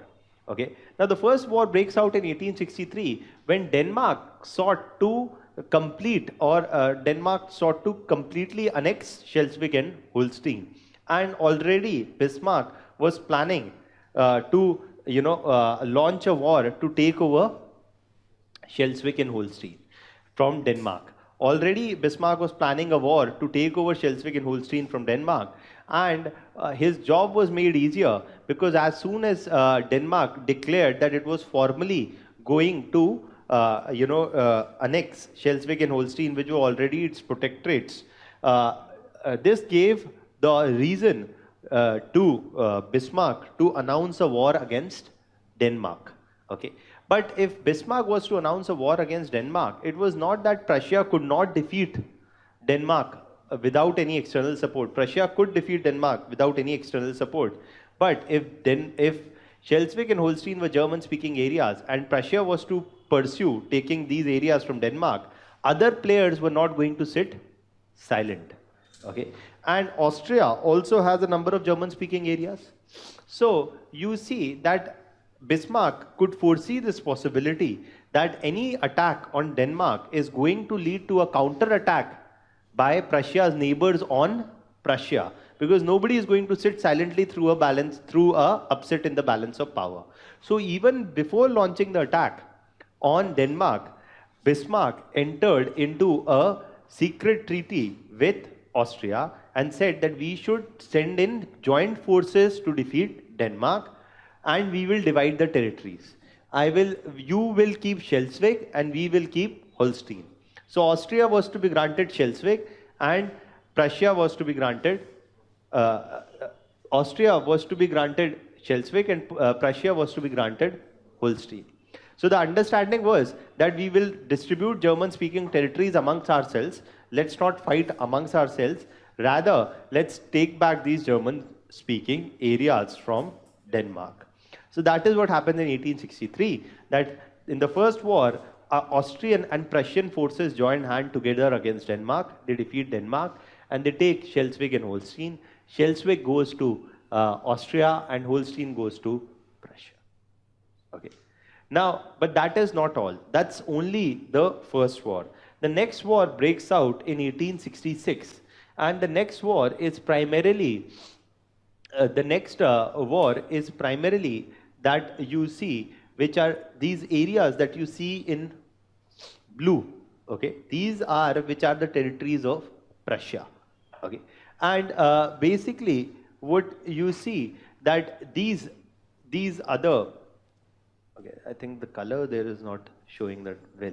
Now, if you see that these blue territories, okay, this is what is Prussia. These territories here in between, you know, the color is not very well visible, but there is a blue color, and the other one which you can't see any color is basically the northern Germanic states. The northern Germanic states were small and large territories interspread in the northern portion of Europe alongside Prussia. Okay, not a part of Prussia, but already in an economic union with Prussia. Okay, so already in an economic union with Prussia, but not a political union. So basically, these northern Germanic states, all these areas were actually not in a, they were not in a political union with Prussia, and these northern Germanic states were already in an economic union with the time of Zollverein from 1834 onwards. At this point of time, now Bismarck has the idea that he wants to now go ahead and do the political unification with these northern Germanic states. However, he is very well aware of the fact that neither Austria nor France nor Russia is going to silently sit through this. So, after 1863, he firstly tries to assure the French and Russian neutrality in this war. Okay, and to buy French and Russian neutrality, he tells France, if we win these areas, if you stay neutral, if you don't interfere in this war, France will give the Rhine province to, Prussia will give the Rhine province to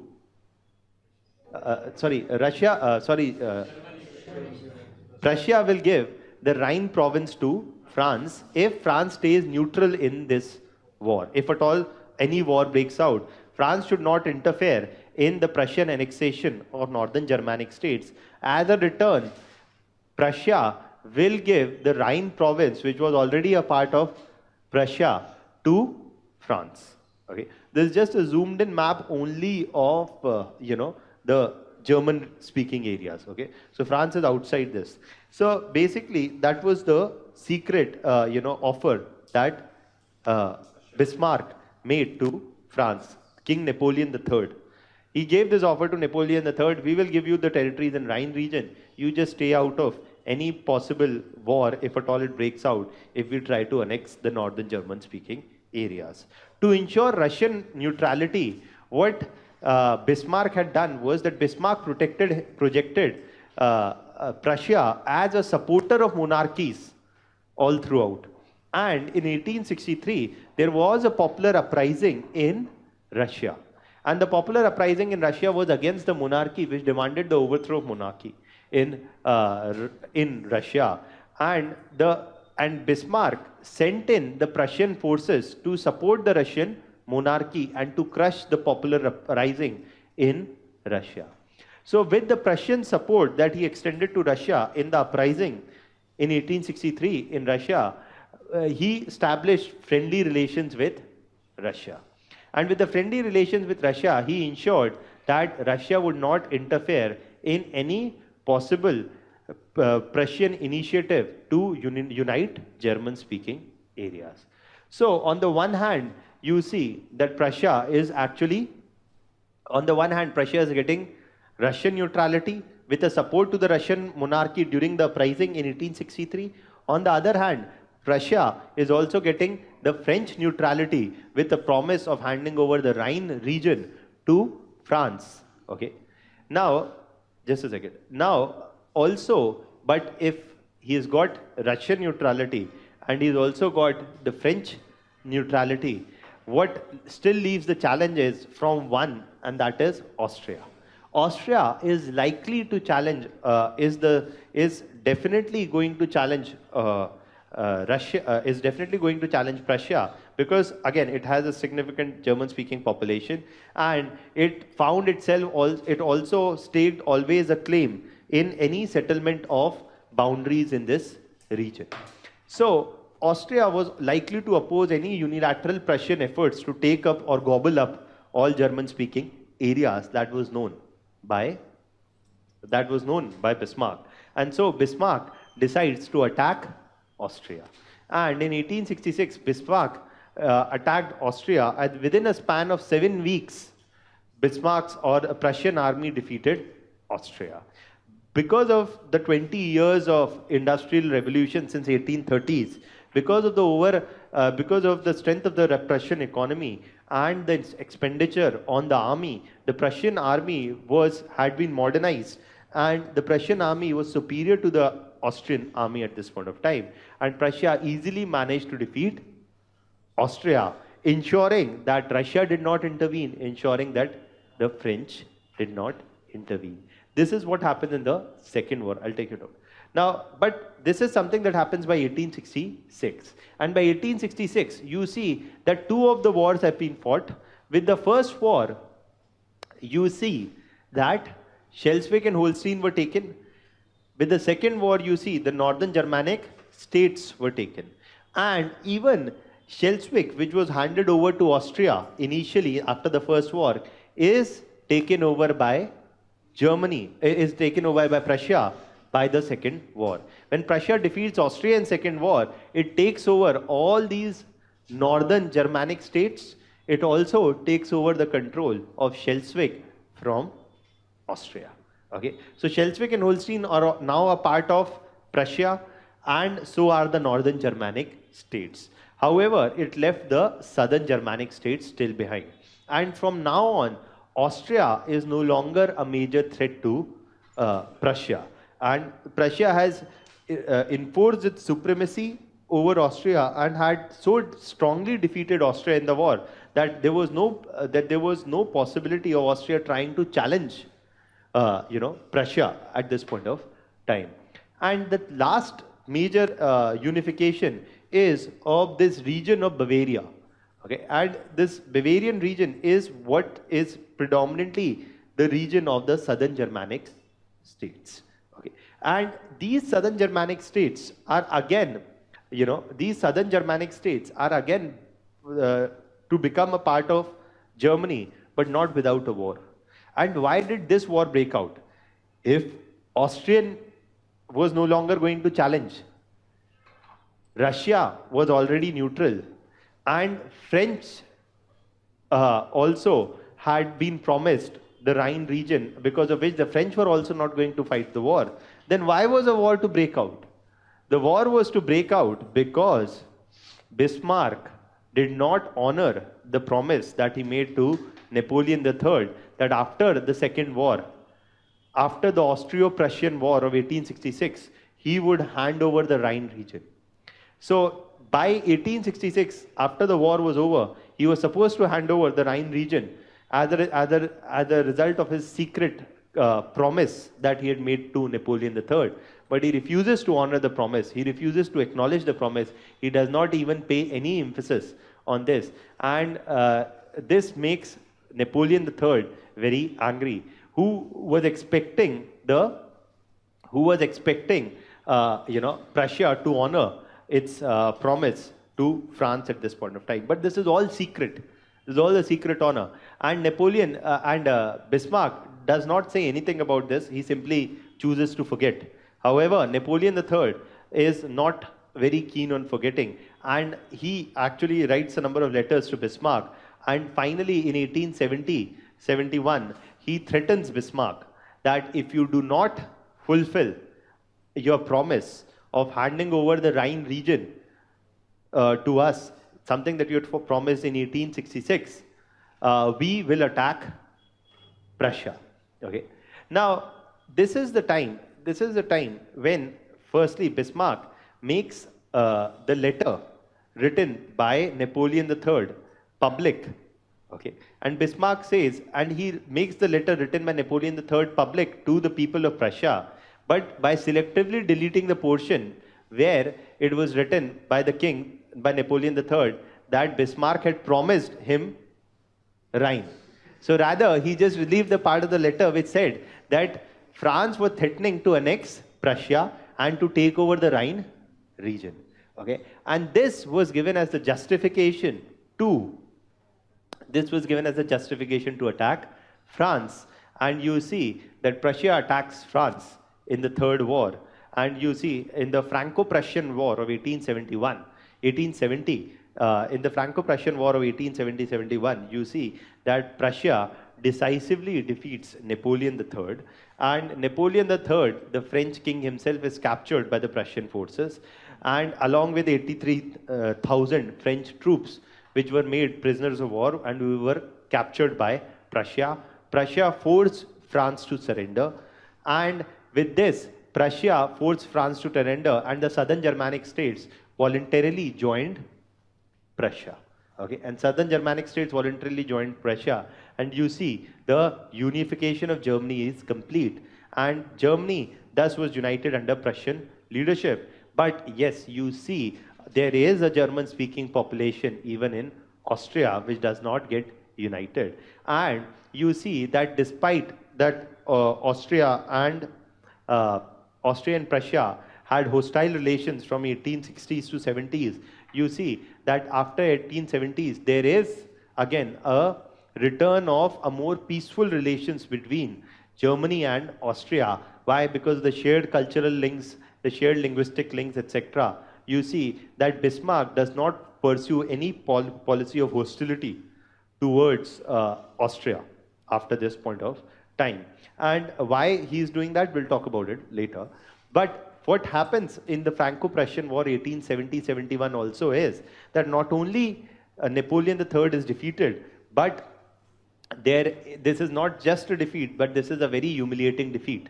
Because rather than handing over Rhine region, rather than handing over the Rhine region, what Bismarck does is he takes this region of Lorraine or Alsace-Lorraine. देखिए, Alsace-Lorraine was a French territory and Rhine region was a German territory, and they are in the border. Okay, so rather than handing over the Rhine region, Bismarck takes over the Alsace-Lorraine region from France. And Alsace-Lorraine region was actually a mineral and coal-rich region which provided a lot of raw materials for the French industries. Okay, and these raw materials were valuable, and because of the mineral-rich region, these mineral-rich region later fueled the Industrial Revolution further in Germany. Okay, and the German industries were to depend on the raw materials which were drawn from the Alsace-Lorraine region. Not just that French territories were captured by Germany in 1871, but also Napoleon III was captured and imprisoned, and this treaty, and the treaty with which Prussia takes over Alsace-Lorraine is again a treaty which is signed in Paris city, in the seat of the French Empire, which is the Palace of Versailles. Okay, so the Palace of Versailles, which was the summer capital and the summer house of the French king, sitting in that in the French palace only, Bismarck goes there and signs the treaty, and a treaty which is extremely humiliating, and which basically the Napoleon III was forced to sign, with which a number of French territories are taken away. And you see that this was a major humiliation for France. Okay, so 1871 war was not merely a war which unified Germany, but it also humiliated France, and a number of French territories were taken away. And it is often argued that the 1871 was such a big humiliation for France that France was determined to take a revenge and to undo the Treaty of Paris that was signed in the Palace of Versailles in 1871, and ensure that the humiliation imposed on France by Germany is taken care of, and the revenge for it is taken eventually.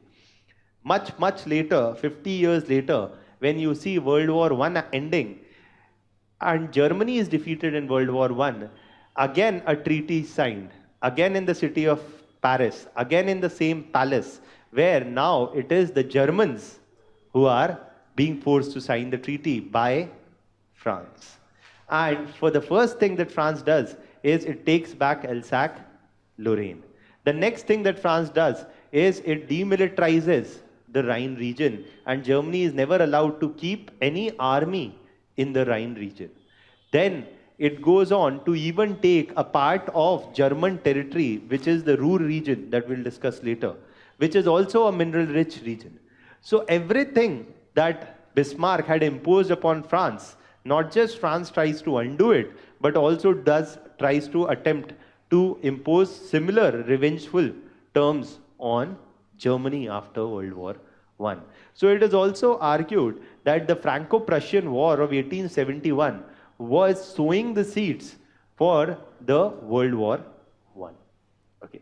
So that is one of the reasons why it is argued. And if you see, again, if you look at the Congress of Vienna, okay, the Congress of Vienna was also considered a far-reaching and a more visionary agreement, primarily because that even after defeating Napoleon, France was never humiliated. Rather, the French territories were never annexed, nor was the monarchy imposed, or nor was the monarchy, forced into any revengeful or into any major humiliation. Rather, the French negotiators in the Congress of Vienna played a very important role in having a say in the Congress of Vienna, which was not the case when Prussia defeated France. This was also not the case when Germany was defeated in World War I. You see that revengeful attitude was very strongly visible in the Treaty of Versailles once it was signed in World War I. But that was missing in the Congress of Vienna. And we'll talk about its significance later, but I'm just telling it to you here as a brief thing. Now, so that is why it is often argued that Bismarck, was a crafty politician, was a crafty statesman who was the main architect of the unification of Germany. He is the one who is bringing about a shift in the process away from liberalism towards the use of policy of blood and iron. And this policy of blood and iron was reflected in the series of 3 consecutive wars. In 1863, with Denmark for Schleswig and Holstein, in 1866, with Austria for control of northern Germanic states, and in 1871, with France or the Franco-Prussian War for the control of the southern Germanic states. All of this sees that within a decade of Bismarck coming to power, he unifies Germany. Okay? So that is why Bismarck is considered one of the key architects of the German unification process. Okay? So we'll write this down, but any doubts still here? Yeah. Actually, I was asking that when French supported that the states should unify on the basis of DTC basis, why did Russia assure that it would give away Rhine province to France? Why? So, exactly. So what he's asking is that if it was all about unifying German-speaking areas together, then why would Prussia promise to give away Rhine region to France? Because Bismarck never had never had the intention to hand over. He just made the promise so as to ensure that the French do not intervene in any war with Austria. Now, one of the things also that you'll see is that later, after 1871, Bismarck, who fought 3 wars in 9 years, is in favor of fighting no other war until he is the Prime Minister and the Chancellor. From 1871 till 1890, Prussia, or now Germany, fights no war. Rather, Germany is trying to establish peace in Europe.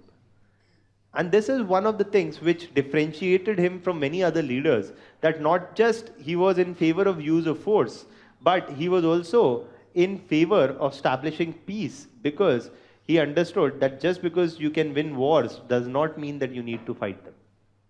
Okay? So Napoleon was the one who was an able fighter. Napoleon is a military commander. But Bismarck is not a military commander, has got nothing to do with the military. He's out and out a politician. Okay? And you see that one of the things that Napoleon does is that once after the first and second European coalition, he establishes his rule in France. He does not stop.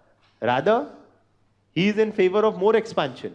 But Bismarck, once he consolidates Germany, he is not in favor of any further expansion. Rather, he is in favor of maintaining peace. Okay.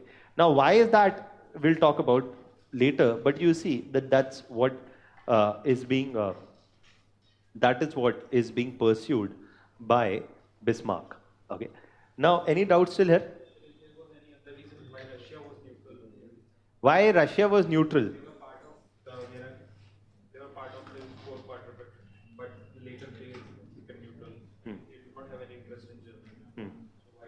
So as I told you that Russian neutrality was ensured because Bismarck sought to maintain close and friendly relations with Russia. That is the reason. And in fact, we'll see that after this, after 1871, Bismarck goes ahead to sign a treaty of peace and friendship with Russia. Okay, so we'll see that. In 1887, Bismarck signs a treaty of peace and perpetual friendship with Russia. He's keen on maintaining, relative peace with Russia at this point of time. Yeah. Rhine River's neutrality, yeah. See, so देखिए, वही है कि when we'll write down, I'll write down a few more provisions that about, the Rhine River, etc. That again, the Rhine was seen as a natural dividing line. Rhine was seen as a natural dividing line between France and Prussia or Germany at this point of time. And even this, Rhine River was thought to be a relatively neutral boundary, which could even, be a potential dividing line that was sought even in 1866. Even in 1866, this was sought as an important way by which you could see a natural, a natural way of settling the boundaries with the French region. That was also there. Yeah.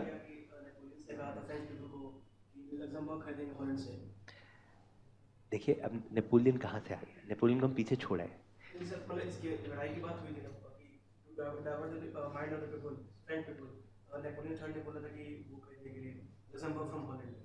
देखिए बहुत सारी छोटी छोटी चीजें हैं, Luxembourg, Holland. I am just talking about the broad process. What you saying is right. Okay, that there are many such small provisions. For example, I did not tell you that the southern Germanic states were the ones who were more closely aligned to the French and nor to Prussia, because the southern Germanic states were follower of the French Catholic Church and not the German Catholic Church or the Prussian Catholic Church. So there are other smaller points as well. But for the point of view of our exam, we need to simplify a bit. We can't be going into, too much depth. So, because one of the things is, we can study in as much as depth. It can become a history optional class also, and it can become only that, what is the, so I understand that, we can go in more depth also, but otherwise, for pura German, ही नहीं खत्म होके देगा. We have to discuss other things also. So, Treaty of Frankfurt was something that, again, that the Treaty of Frankfurt was sought primarily to establish particular peace between Prussia and both France as well as Austria. And the Treaty of Frankfurt was again was the one, and in fact the Germanic confederation that we talked about. And in 1848, when we talked about the popular uprising, the Frankfurt Parliament. The parliament or the people's revolution, which sought to give the Prussian monarch the leadership of the constitutional monarchy, was also called as the Frankfurt Parliament. So the Frankfurt Agreement was also sought to be a potential agreement which was to buy peace between Prussia, France, as well as Austria. Okay. So that's there, but nahi hai zarurat. Again, if you remember this much also, it's more than enough, because the question is going to come only about the stages, about unification of Germany, the role of Bismarck in it, and role of Bismarck's policy in both unification of Germany and rise of Europe, and rise of Germany within Europe. Okay, so that's something that we'll talk about. We have not talked about. And did Bismarck's policy also lead to World War I, or partly were Bismarck's policy, or to what extent one could blame Bismarck for the militarization of Europe, for the rise of unstable alliances in Europe, and the breakout of World War I. So that's another important substantive issue to discuss. Yeah. No role of?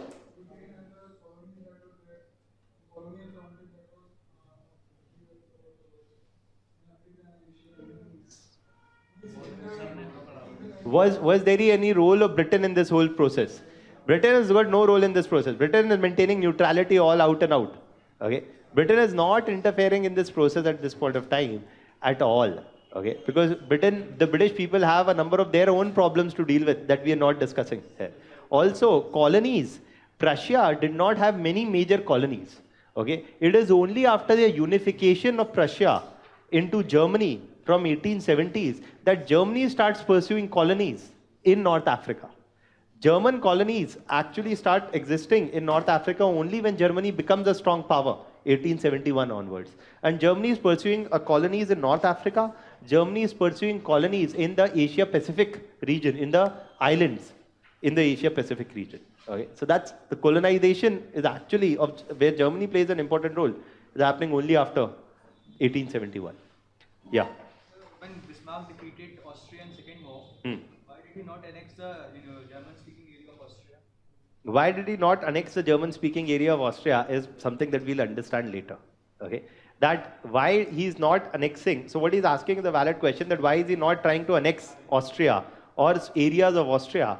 Because of the understanding that he does not want any Austrian interference in Germany. Okay, so Bismarck was always clear from the very inception that he wanted to keep Austria out of any process of unification, because for Bismarck, German unification was important, but even what was more important was Prussian domination of this Germany. And also what you see from 1870s to 1890s that I have not discussed right now, but we'll discuss, is a decided focus on maintaining peace. After this, Bismarck is of the opinion that rather than fighting any other war, Germany should now focus on consolidating its hold. Prussia should consolidate its hold over Germany and push forward industrial revolution further to strengthen its economy, and most importantly, isolate France. So that, because he knew in 1871 itself, Bismarck knew that now France will try to take a revenge. And so his aim was not to fight any other wars, rather to form alliances so as to isolate France and to maintain relative peace in Europe, so that industrial revolution in Germany could prosper and Germany could dominate the European economy. Okay, so that's something, and that is why he is not in favor of any further fighting after 1871. Okay, so we'll talk about that more, but let's first write down this much. Now,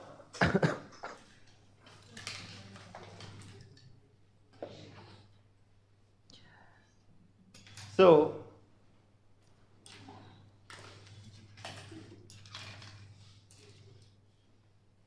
1862 was the year. Oh, sorry.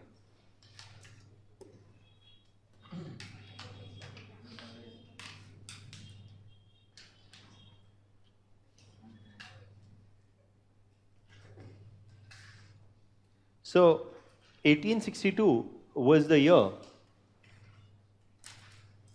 in which Bismarck was appointed as the Prime Minister or Chancellor of Bismarck was appointed as the Prime Minister or Chancellor of Russia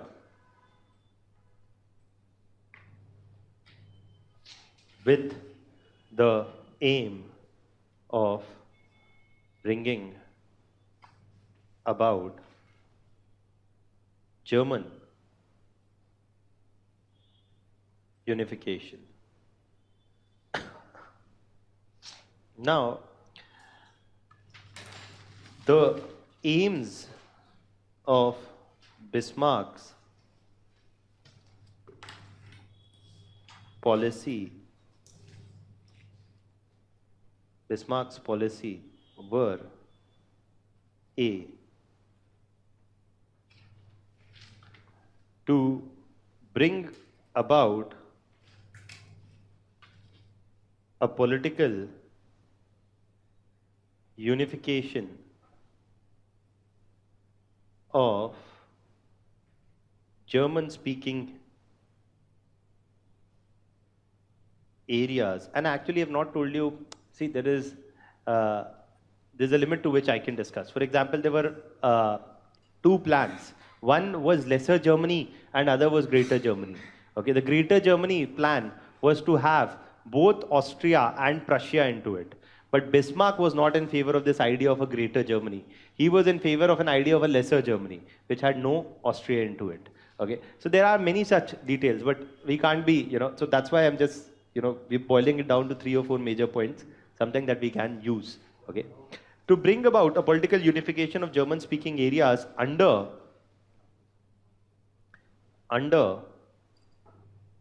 Prussian leadership,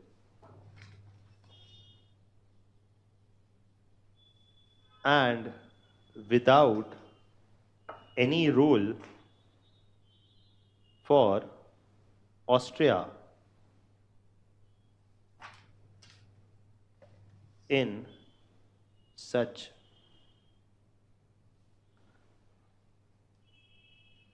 a union. Okay.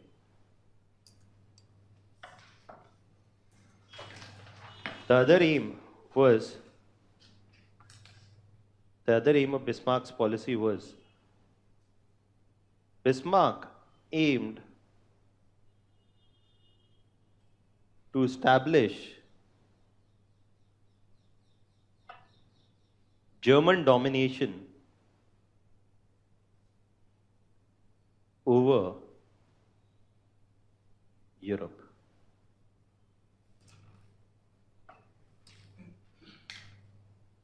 To achieve these aims,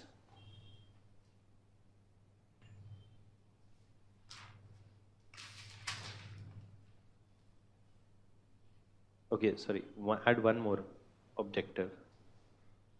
Just one more. So,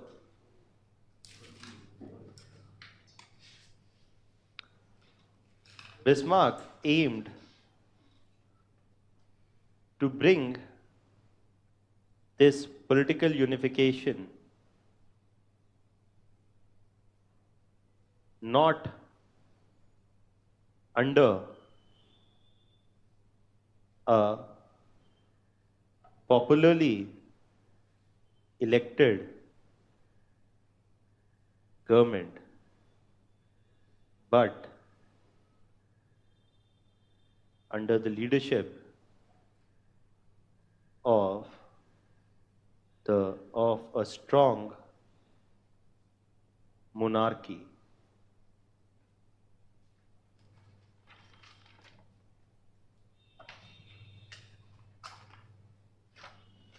To achieve these aims,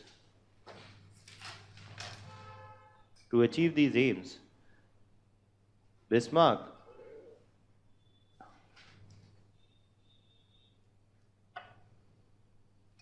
pointed out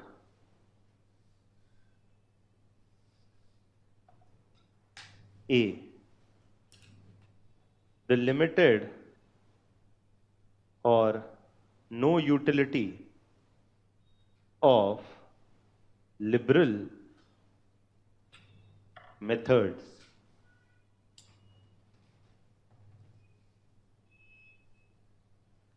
in unification process. He pointed out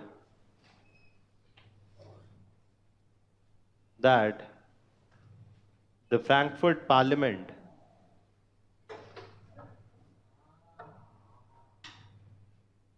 had failed after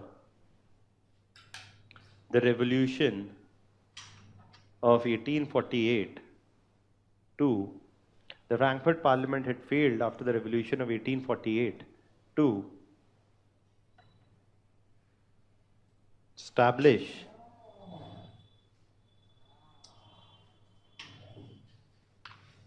a united Germany. B. Only the use of force backed by the deployment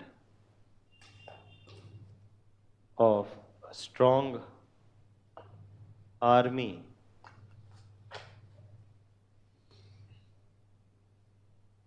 could unify all German speaking areas together.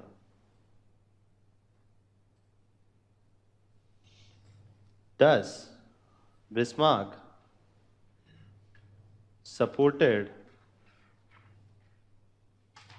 the use of force as an instrument. Thus, Bismarck supported the use of force as an instrument of state policy as the preferred strategy to bring about German unification. This was called as the policy of blood and iron. He said that the most important matters of the day cannot be negotiated and solved through talks and discussions. They are going to be solved through the use of force or through the use of blood and iron. So that is what Bismarck is arguing, and this was an element of Bismarck's policy, the policy of blood and iron. And this is where you see, as a result of this, as a result of these policies,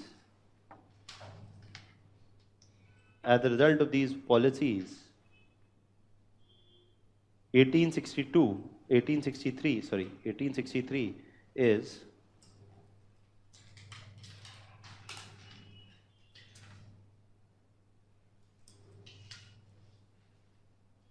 the Prussian and Austrian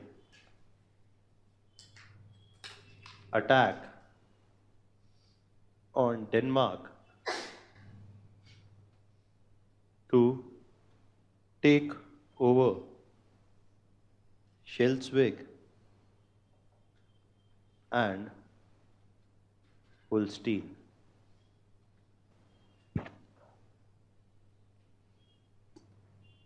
The joint Prussian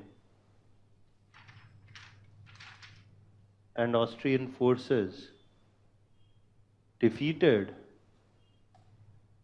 Denmark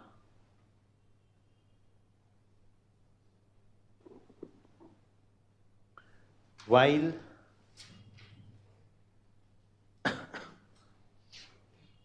Schleswig was handed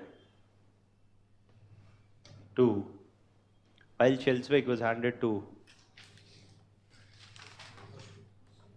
Austria, Holstein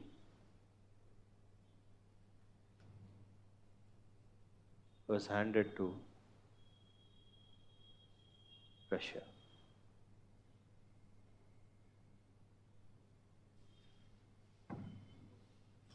In 1866,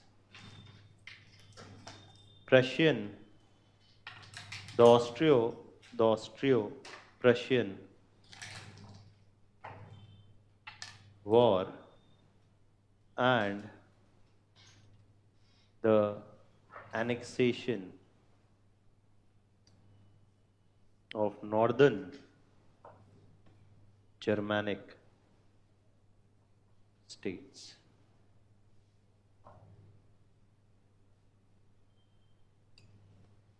And the annexation of northern Germanic states. Prussia ensured Russian neutrality in the war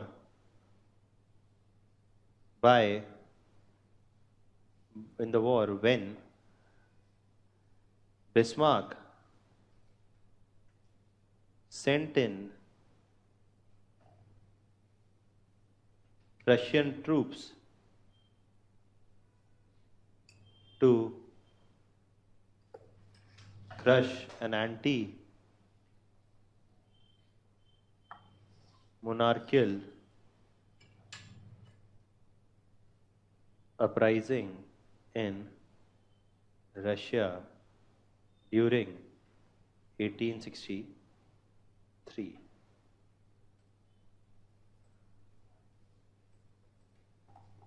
Prussia ensured French neutrality by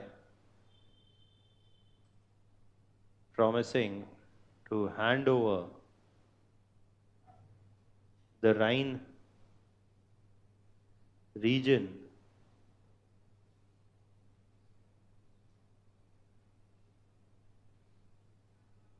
after the Austro-Prussian War was over. Prussia decisively defeated Austria within a span of 7 weeks and thus captured northern Germanic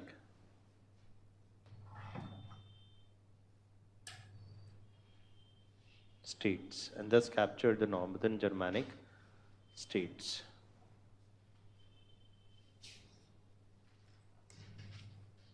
(1870–71) is the Franco-Prussian War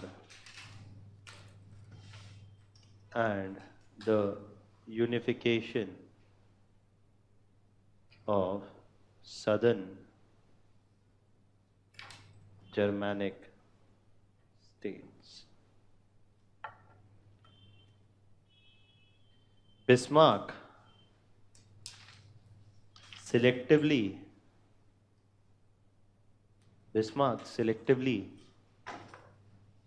leagued the letter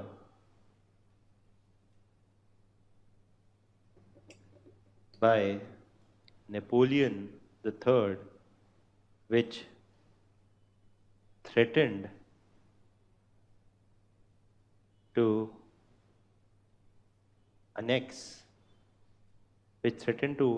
attack Prussia, to annex the Rhine region.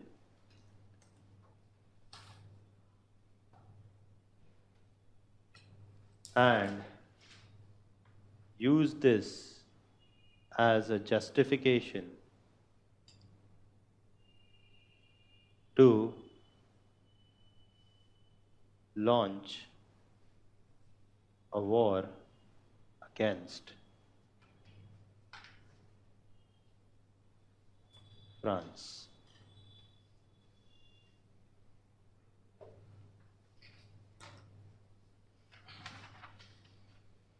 The Franco-Prussian War saw a humiliating defeat. The Franco-Prussian War saw a humiliating defeat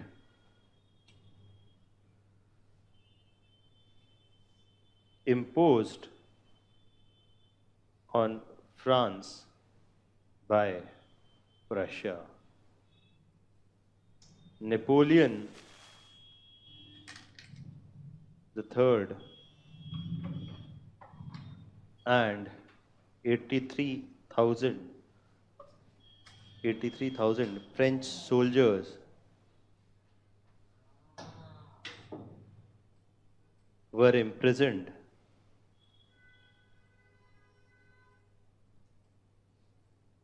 by Prussia, and France was forced to surrender. And France was forced to surrender. The Treaty of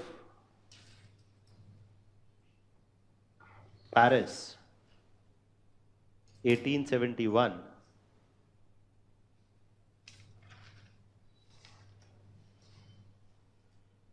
was signed. The Treaty of Paris, 1871, was signed in the Palace of Versailles, the seat of French power.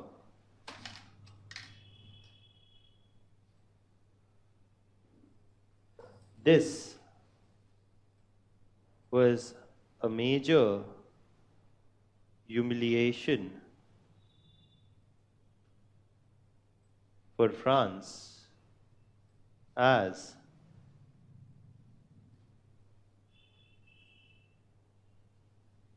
the French territories of Alsace-Lorraine were taken by Germany.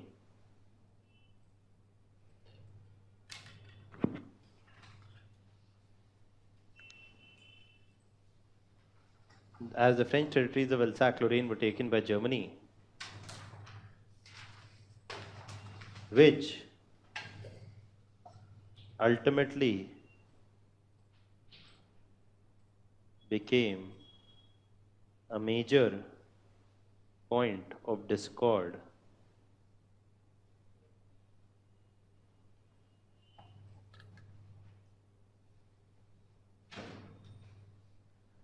between France and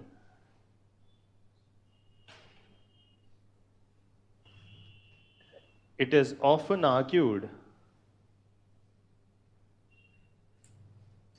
that the germs of World War I were sowed by the humiliating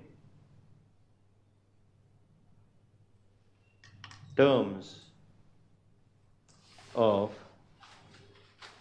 the Treaty of. It is often argued that the germs of World War I were sowed by the humiliating terms of the Treaty of Paris, 1871, which French aimed to take a revenge, for which French aimed to take a revenge with the Treaty of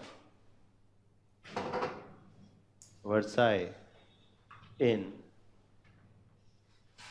1919, 50 years later. We'll say that Treaty of Versailles was signed in after World War I in 1919. It is often argued that the germs of World War I were sowed by the humiliating terms of the Treaty of Versailles, by the Treaty of Paris 1871, for which French aimed to take a revenge with the Treaty of Versailles in 1919.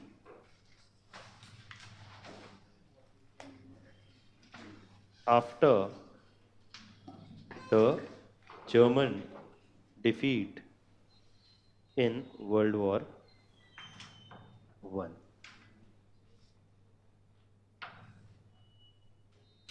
After the German defeat in World War I. Okay. Yeah, you're asking. Clear? Okay. Now, just one last thing that we need to discuss. It will not take more than 15 minutes, which I have legal right over, right? So, the last thing that we need to talk about is Bismarck's. We have not talked about, Bismarck's policies in general. One part of Bismarck's policy is coal and iron, but that part of Bismarck's policy only achieved one aim of Bismarck, and that is the unification of Germany. The other aim of Bismarck's policy was to ensure German domination over Europe. And for achieving that other aim of Bismarck's, the Bismarck also had another policy, and that was followed from 1870s to 1890 till he was the German Chancellor. And the aim, and what was these policies? The aim of this policy was ultimately to achieve the German domination over Europe. And Germans' domination over Europe had two potential challenges. One was France, and the other was Britain. If Germany had to dominate the whole of Europe, it had only two challenges. One was France, and the other was Britain. Okay. So the first focus of this policy thus was to target France and ensure that France does not challenge Germany again. And to ensure that France does not challenge Germany again, their understanding was that France is not going to be challenged, not going to be in a position to challenge Germany unless and until other players join hands with unless and until other players join hand with France. France alone will not be in a position to challenge Germany if other players do not support France in this effort. And that is why Bismarck is keen on entering into alliances with other European powers except Britain and France. Because Britain is a challenger. France will not be a challenge if nobody else joins hands with France. And Britain and France are less likely to join hands. Why? Because of the Anglo-French rivalry. Right? So the English and the French are less likely to join hands. So they are not going to join hands. So I should not worry about that. What I should worry about is probably France joining hands with other players like Austria, with other players like Russia. If that is not happening, then France is not going to be a challenge. And my only challenge is going to be Britain. Okay? So to firstly address the French challenge, what he's doing is that he's entering into a number of secret alliances with other countries. Firstly, he enters into this alliance with Austria. The first thing that he does is that during the after 1871, during the 1870s, the first focus is Austria, and he tries to establish friendly relations with Austria. And to pursue friendly relations with Austria, he gets into a mutual guarantee, or he gets into a secret alliance with Austria, which was to assure a military guarantee that if at all Austria is attacked by any external player, Germany would support it, and vice versa. So this was the reinsurance treaty. It was a secret reinsurance treaty where both attempted to reinsure each other. Germany was to reassure Austria, and Austria was to reassure Germany that they would come to each other's rescue in case of any major attack or in case of any major external aggression. The next thing that Germany is focusing upon is Russia, which is another major neighbor of Germany and whose neutrality is crucial so as to ensure that Russia does not join hands with France. Now, to ensure that Russia does not join hands with France, he enters into a secret treaty now in 1887 with Russia. In 1887, he enters into a secret treaty with Russia, which is to ensure what? Which is to ensure that, again, Russia does not join hands with France. Okay. So, what you see is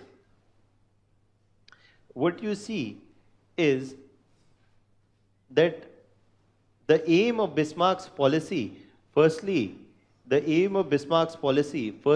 is to isolate France, okay, and ensure that France does not join hands with anybody against Germany, okay. So, firstly, he signs a secret treaty with Austria. Then he signs a secret treaty with Russia.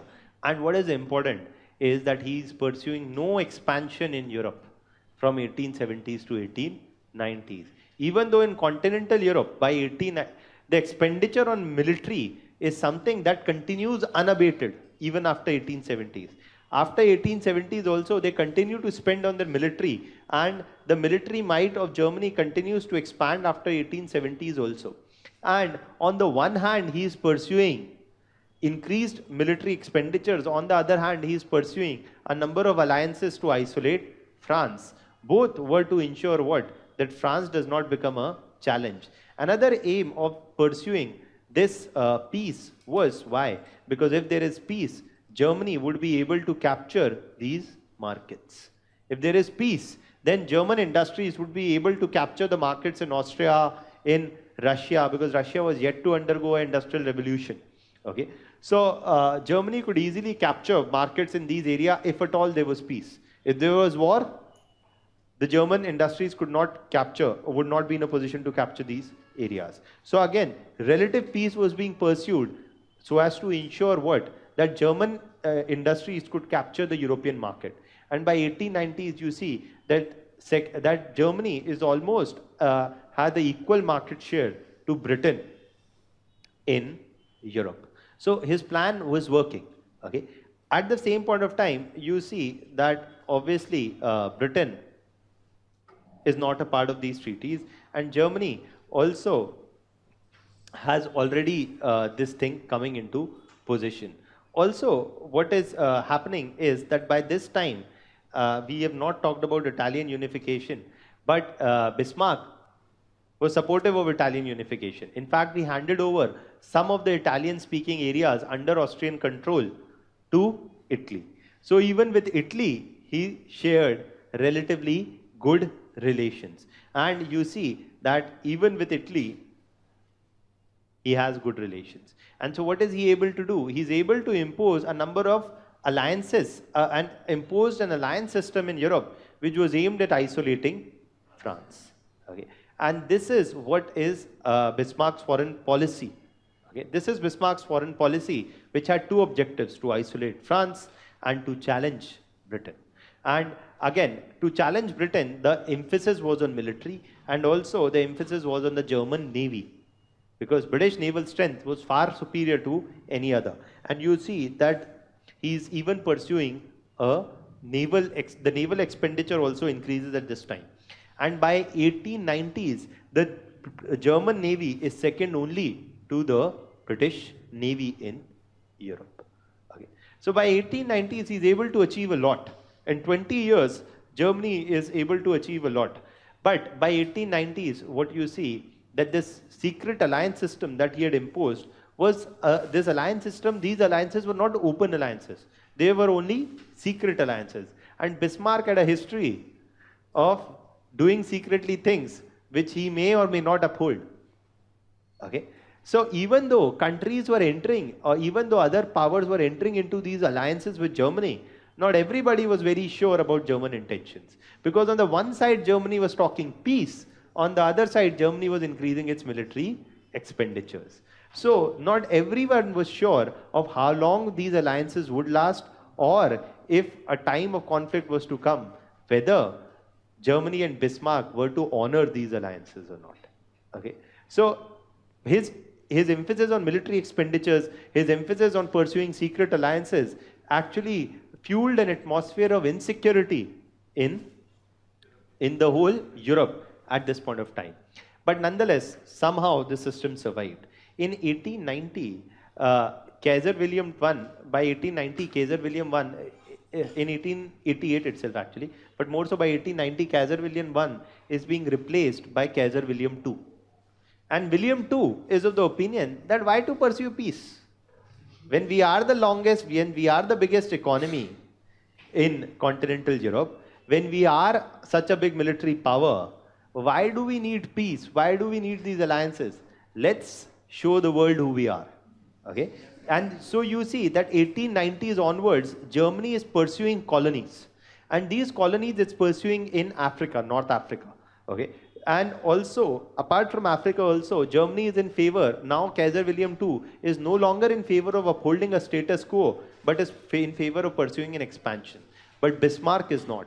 Bismarck is keenly in favor of continuing with these alliances and not send any not send any dangerous signals to Germany's neighbors. But Kaiser William II is in favor of pursuing expansion. And at this point of time, Bismarck resigns. Bismarck resigns primarily because he is not in favor of any expansion.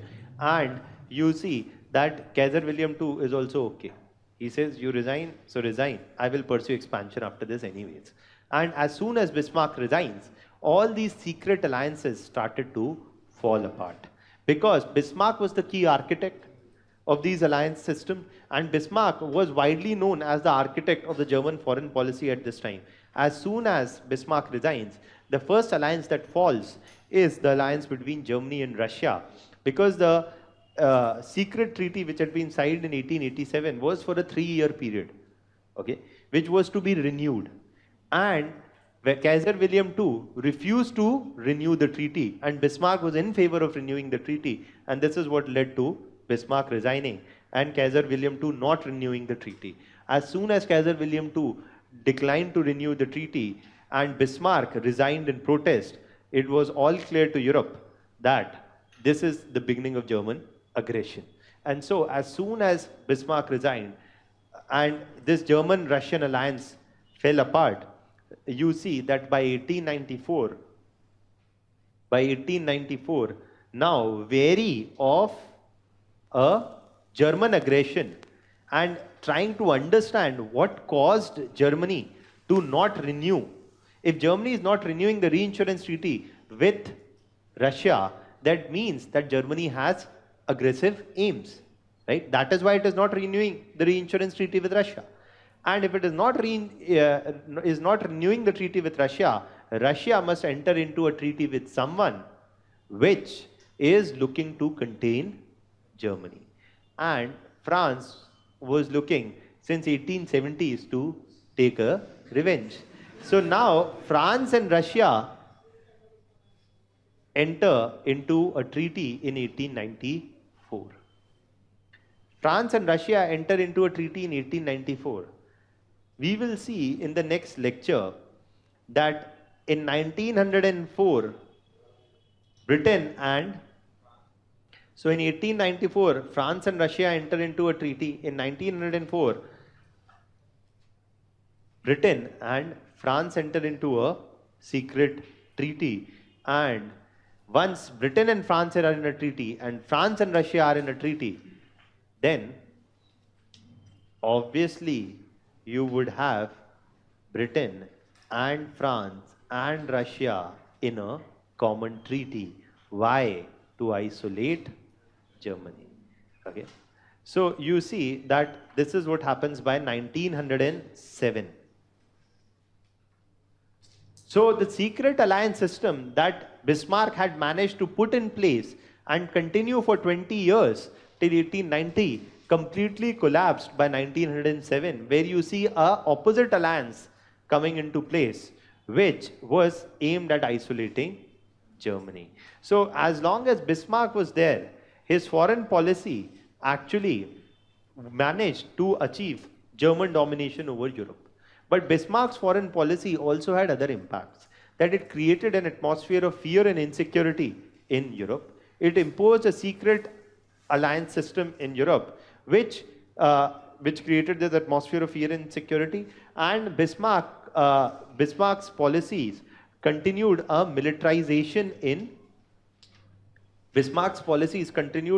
militarization in Germany. And while Germany was pursuing this increasing military expenditures, other countries were not sitting silently. They also were pursuing increased military expenditures. So you see, by 1890s, all countries in Europe were increasing military expenditures, and they were entering into secret alliances. So it was Bismarck's policies which brought about a militarization of Germany, and which constantly provoked a militarization of Europe. Okay. And though he managed to put in a secret